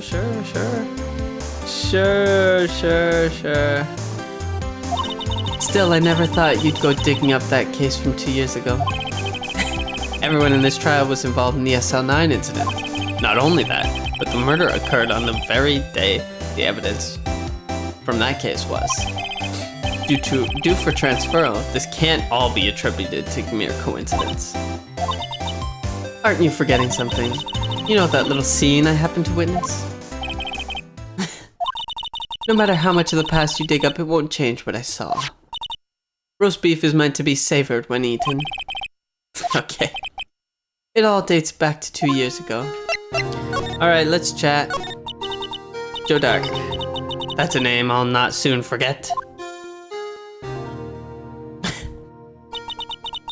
One follower to go. We trailed him for half a year. Oh, the pressure. Still, I don't think that was ever more alive than I was then.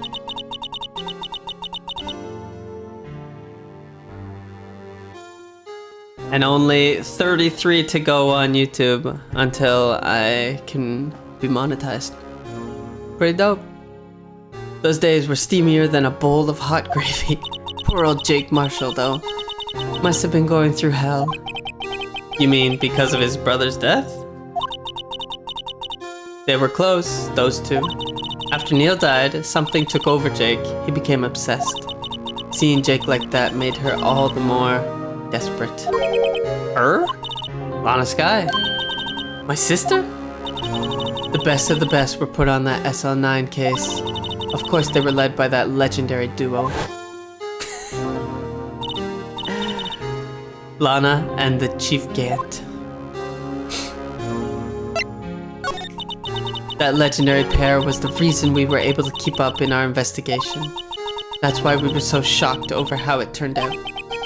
You mean with the forging of evidence? Don't get me wrong, Joe Dark got what he deserved. Still, it was obvious the evidence produced in the court was being manipulated. Items our team never found would suddenly appear, while other items were kept secret. But you don't have proof anything was illegal was done.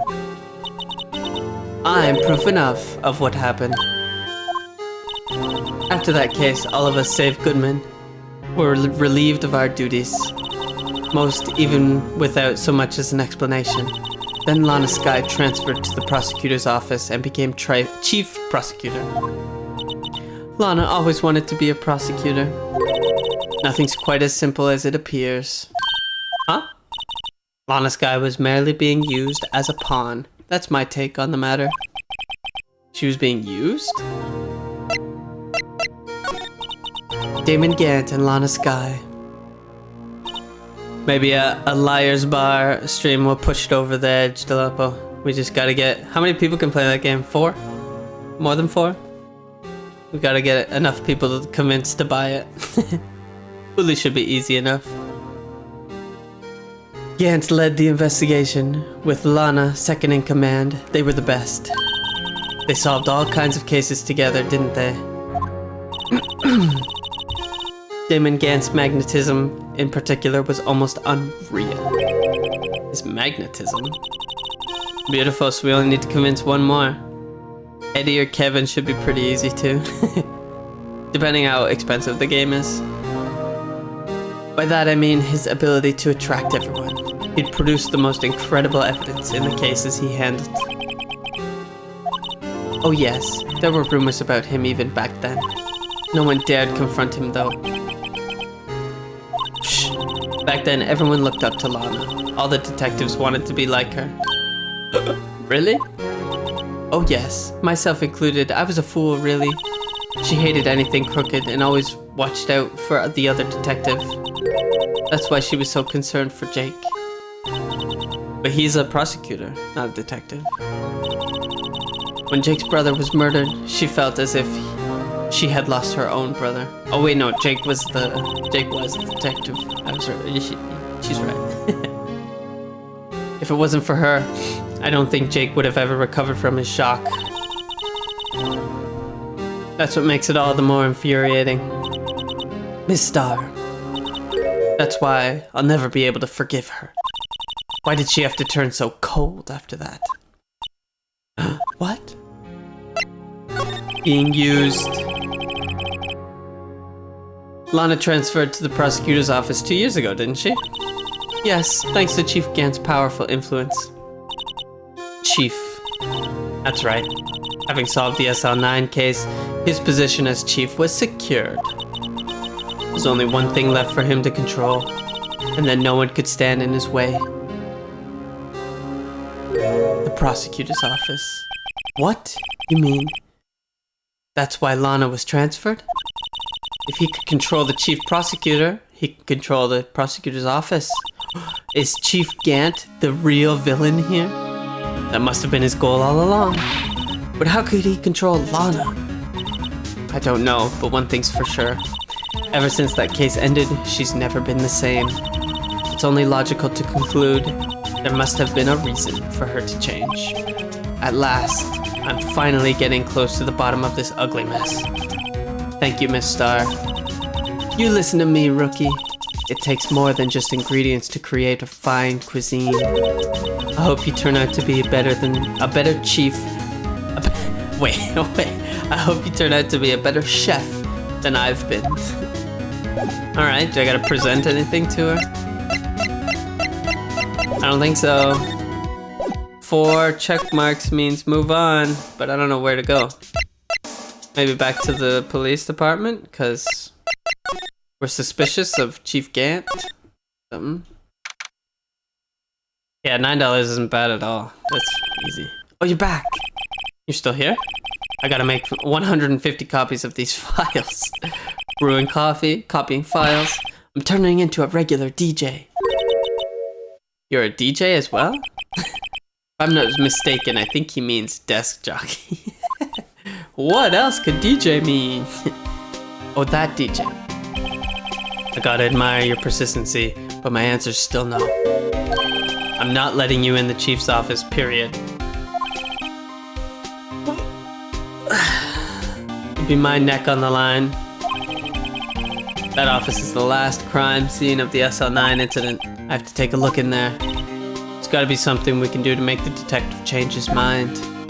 Okay, so that means present something, unless, no, we've already talked. Probably something new we got. A photo? Okay, nope. Not the autopsy. Edgeworth's discarded letter of resignation, maybe? That could be true. Oh. Due to recent events, I hereby announce my resignation as public prosecutor. Still, it wasn't even his fault. Someone has to be held responsible, that's how it is in the grown-up world. Yeah, but that responsibility means nothing if he just quits. Well, not everyone sees it that way. To truly take responsibility, you should have to work the rest of your life for no pay. That's fucked up. That's... Emma, that's what's called slavery. Huh? Slavery. That's not a good thing.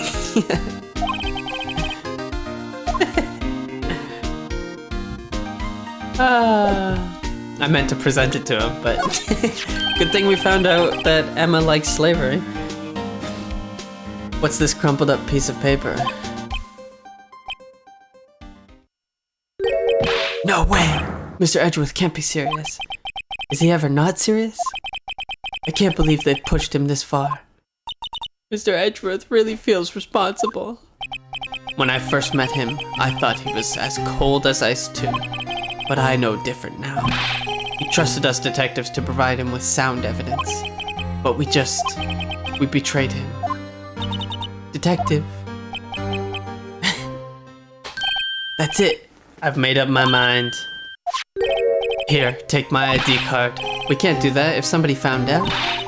They wouldn't let you off the hook with another lost item report. Look at me. It's no secret I'm already out of the loop. After all, I'm friends with Mr. Edgeworth. Depending on how this case turns out, I may already be as good as terminated. So at least let me do this for Mr. Edgeworth's sake. Alright, detective. Thank you. Oh. I'm good. Beautiful. Now we can go back to the office and confront Mr. Gant. Here goes, Mr. Wright.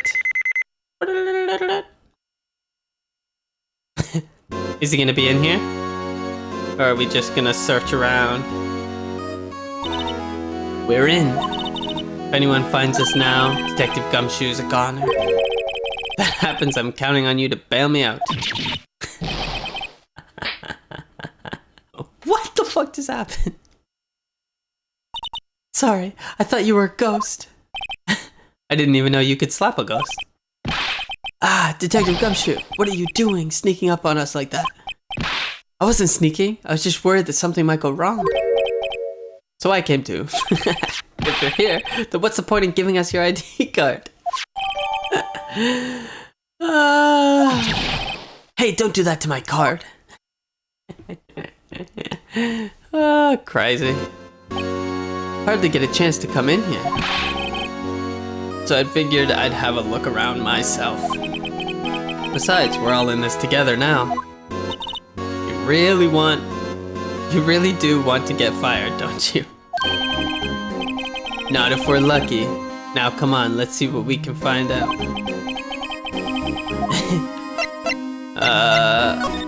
Okay, let's just talk to him first. That desk on the other side of the room, was that your sister's?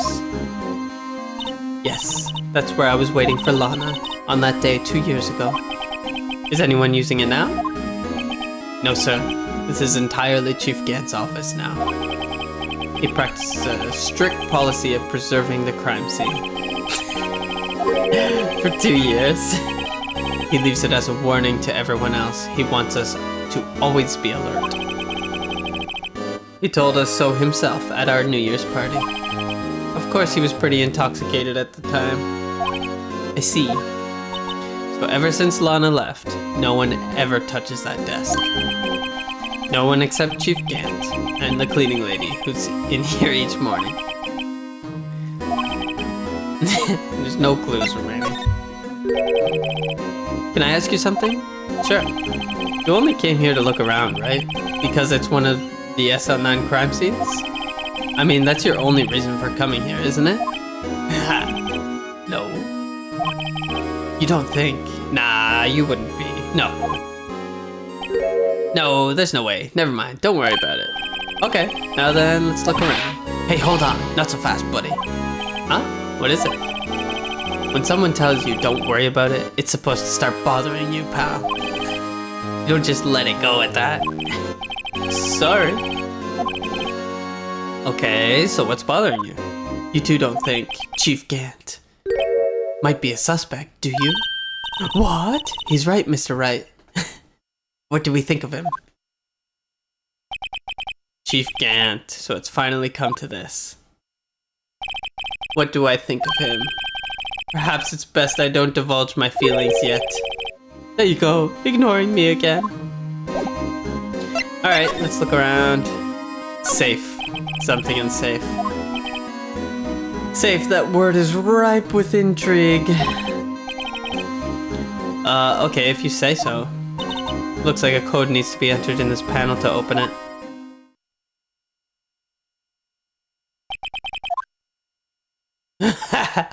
I think I just might know what it is. You know what it is? I have a hunch. Oh, I know. You want to try my birthday? It's... I have a better idea. Here goes nothing.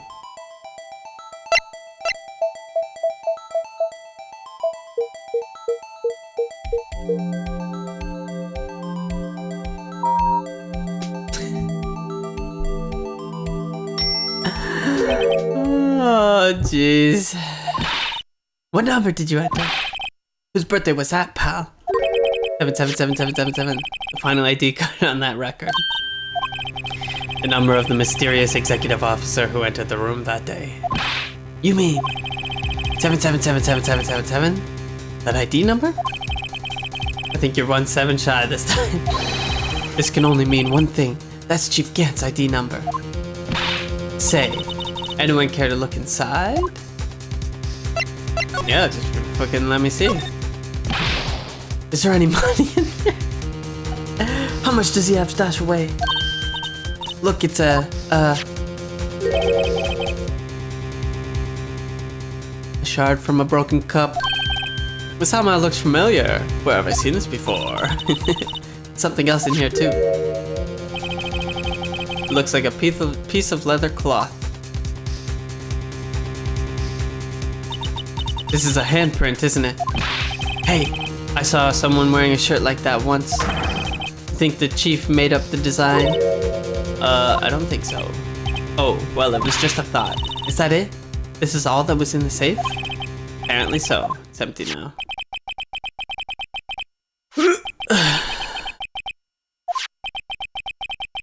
Yeah, let's put it together.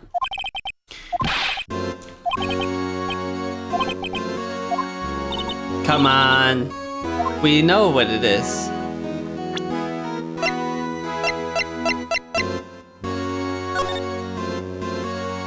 Let me put it together.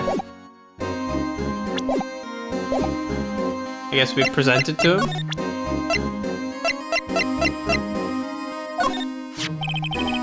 Detective Gumshoe, could you have another look at this jar? I remember when the three of us put that together. Ah, those were the days. It's kind of early to be nostalgic. Wasn't this jar a piece of evidence from that case? That's right. One of the shards had an SL9 incident sticker on it. Doesn't this ring any bells? You know, that fragment we just found? You mean this one? That was in the safe? Yes, that one. That was in the safe.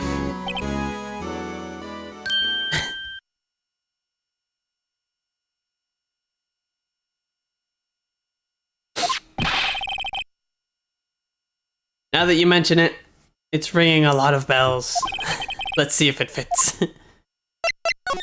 Assemble the fragments. Here, let me see that shard. I'll take a crack at this. Go ahead, pal. Show us what a rookie can do. Mr. Wright, here's some glue. Oh, okay. Yeah. There's only one spot it can go.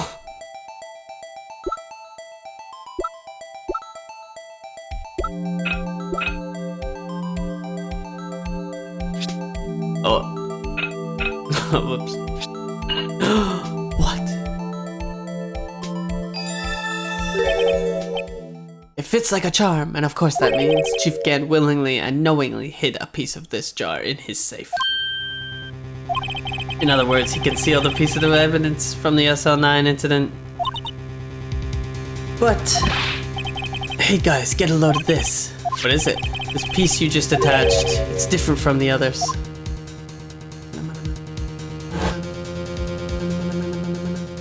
It's got fingerprints. There's a reddish line on it. Reddish line? That's blood. I don't get it. Why would Chief Gant hide this in his safe? Wait, we need to get the cloth from him too. There's a handprint. Match this handprint. Fingerprint set. See if he lets us dust it for fingerprints. Hey, I know what that is. So you want to take some fingerprints? Great idea. What are you doing? Why are you sticking out your own hand like that? Go ahead, take my fingerprints. It's not your fingerprints we want to take. We want the hand on the cloth, buddy. Oh, heh. I knew that. One with the handprint on it. Sheesh, where's your sense of humor? Okay, Mr. Wright, let's check for prints. Sprinkle the powder on the cloth. Once they've been absorbed in the prints, blow the rest away. What are you, my mom? Okay, Phoenix. What? Oh. That's this fingerprint.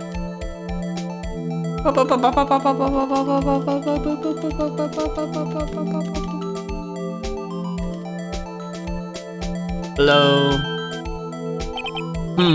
I gave him my best shot. That kind of result won't be good for any matching. Let's try a different finger. The thumb? Thumbprint? Thumb should be clear. Oh, that's not very clear. Alright, well, let's just go in order. Middle finger. My mashing skills are coming in handy. There it is. Oh. Nice. Ugh. Who is this? Nope. Nope. Nope. Nope. Nope. Emma? Emma Sky. That's her. That matches. How is this Emma Sky's? Interesting. Interesting. No, how can this be? What are Emma's fingerprints doing here? Hey, you found a match. Whose fingerprints were they? Oh, it seems the prints are too cold. They aren't clear enough to get a match. Oh, that's too bad. I thought they'd be Dark's fingerprints. Psst. Hey, you. Over here. What's going on here? What are that kid's prints doing inside of the chief's safe? Don't ask me.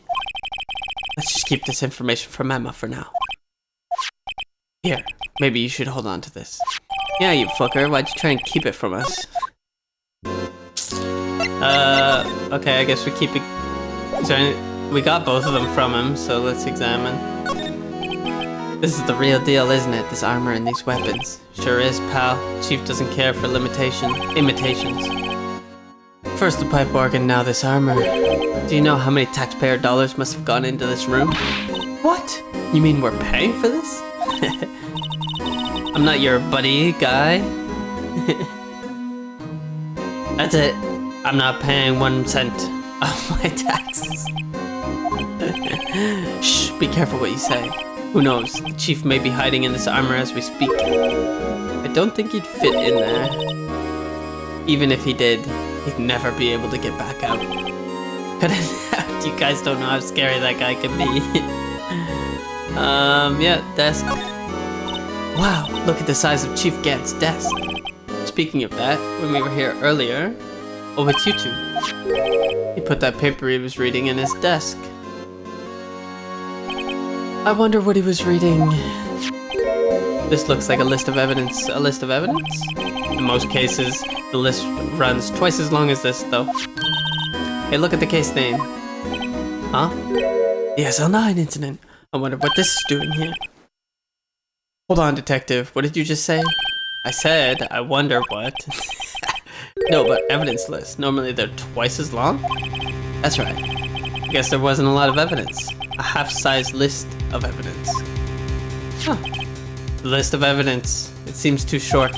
Most lists run twice as long. It matches. What would the other half of the list be doing here? Knew it. The chief must be hiding something about that case. It would appear so. Well, was I any help? Of course. Thanks to your ID card, we were able to get some hard evidence. Now that's not very kind, is it?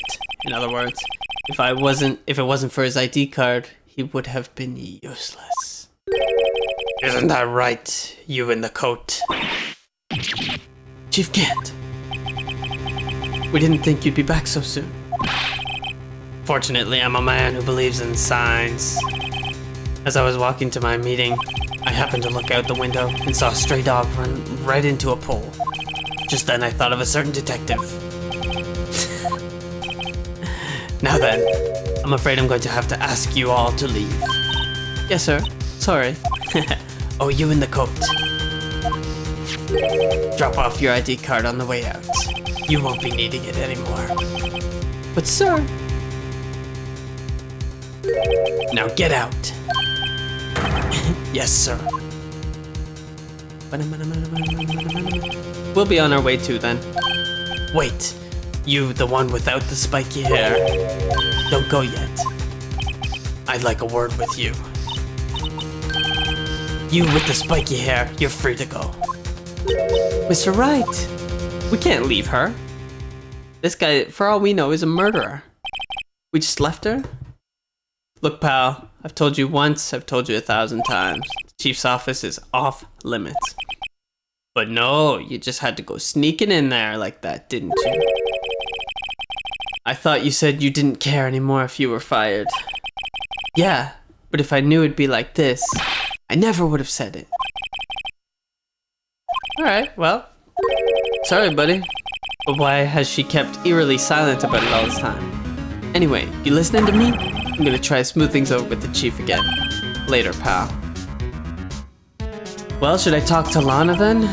After that, I heard from Emma. She said the police wanted to ask her some questions. So she'll be busy for the rest of the day. Oh, they just took us back to Lana? I see. So the chief asked Emma to come in for questioning. So it's no use thinking about it. Tomorrow's the final day in court. I've committed everything I can to defend you, which is why I'm here. But I've already told you all I can.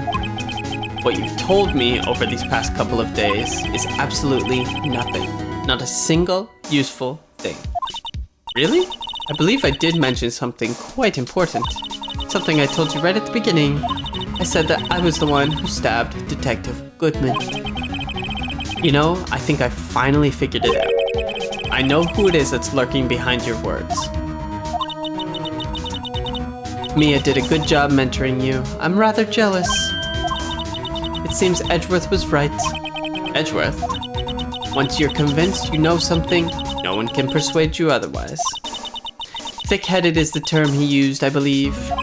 Now's my chance to get her to tell me the rest of the story. I have to admit, I was more than a little perplexed at first. You insisted you did it, yet there was no incriminating evidence. That's when it hit me. It's not that you're unwilling to tell the truth. It's that you're incapable of doing so because of a certain individual. What an intriguing notion. A certain individual, you say? So you think I'm protecting this person? That's what I've been saying since the beginning. Protecting? No, I think afraid of is more like it.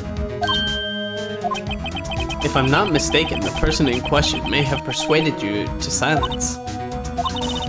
For argument's sake, Mr. Wright, who, may I ask, is this person you're speaking of? The one I am supposedly frightened of. Who else could it be but Mike Meekins? No, it's Dave again. It's Mr. Gant. Take that! Has to be. Well, Miss Sky? Mr. Wright, you are addressing the chief prosecutor. Do not forget your place. My apologies. Could you please tell me a bit more about what you think you know? We were partners until 2 years ago. I respected him as a detective. Assuming he is respectable, then tell me something. Why would he try to hide his crimes? His crimes? Both you and Edgeworth will be brought before a board of inquiry for what you've done. Specifically, hiding and forging evidence. Of course, these are serious offenses. Why is it, though, that Chief Gant's name was never mentioned? Chief Gant? Edgeworth didn't know the truth behind the forgery. The only party who could have possibly tampered with the evidence was me. I had access because I was second in command of that investigation. Yes, you, but also the one other, Damon Gant. If you intend to accuse Chief Gant, you'll need more than just words. Show me proof. The evidence list? Or the piece of cloth? Was ripped in half. Take that! I just found this in the safe in the chief's office. This jar piece and this piece of cloth. Oh, I think anything would have worked then. You know what these are? They're pieces of evidence from the SL9 incident. The person concealing evidence was none other than Chief Gant himself. Now tell me, why are you taking all the blame for him? Touché, Mr. Wright. It's as you surmised. I cannot disobey the Chief's orders, even if it means being found guilty for murder. Why not? Come now, Mr. Wright. You can't possibly expect me to tell you that. 3 days ago, I had no choice but to cooperate. Or perhaps I should say, follow orders. Yes, that's more accurate than cooperate. Orders? Although I can't tell you the details, I can say that I was given an order that day. I need you to dispose of Bruce Goodman's body. You'll find it in the trunk of Miles Edgeworth's car. It's Gant talking. Just as I suspected, despite what everyone believes, you were not the only one. You were not the one who murdered Detective Goodman. Correct. I was trying to take the body out of Edgeworth's car. The trunk's lock was broken, and I discovered that murder weapon while inspecting the body. The murder weapon? You mean Edgeworth's knife? No. When I found the body, this was the knife stuck in it. The knife from the SL9 incident, serial killer Joe Dark's knife. I couldn't just leave that knife in him, so I took it out and stabbed him with another knife. That would be Edgeworth's knife. That's right. Even though he was already dead, my hands were shaking at the thought of stabbing him. That's why I ended up cutting my hand. And that is the reason for the bandage on your right hand? Yes. Seems that I also got blood on the victim's shoe. And then she saw me just as I plunged the knife in. Miss Starr. Crazy! We figured it out! We were told! Why did you need to hide Dark's knife so badly? It took a lot of work to finally close the Dark case 2 years ago. It was over with. I didn't even want it to be opened again. My intent was to prevent that, by whatever means possible. So, you hid Dark's knife. The weapon used to stab the detective was evidence in the Joe Dark case.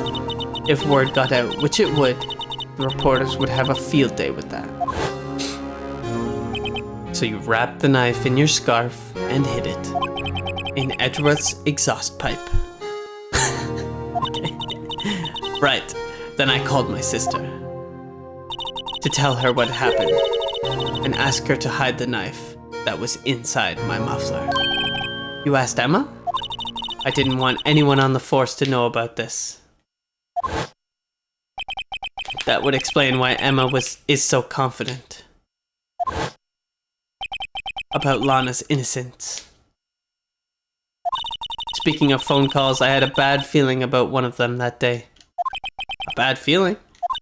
The truth is, after I received those orders from Chief Gant, the first thing I did was make a phone call. A phone call to Patrolman Jake Marshall. To Marshall? Why on earth would you call him? The lead investigator for the SL9 incident had been murdered. I wanted that fact to be kept hidden, and I needed help. He was the only other person I could trust. Or at least I thought I could trust him at the time. However, it seems that after I spoke to him, he went off on an escapade of his own.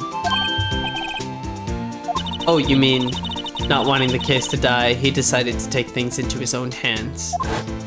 And screwed everything up. He had already stolen the ID card, but it seems he still hadn't made up his mind to break into the evidence room.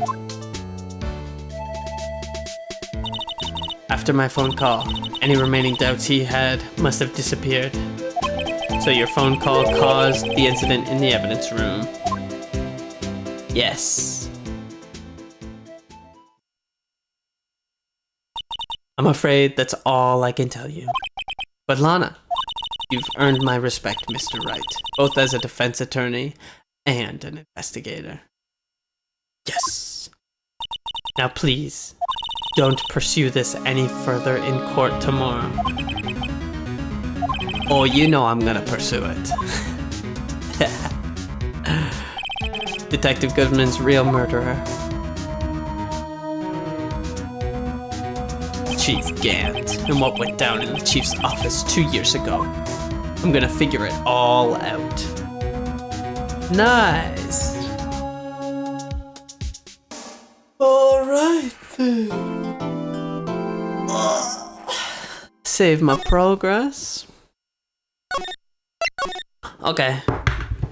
We are that went a little longer than I expected, so I know I said we were gonna finish this episode today, but I'm gonna take that back because I have other things I need to do today.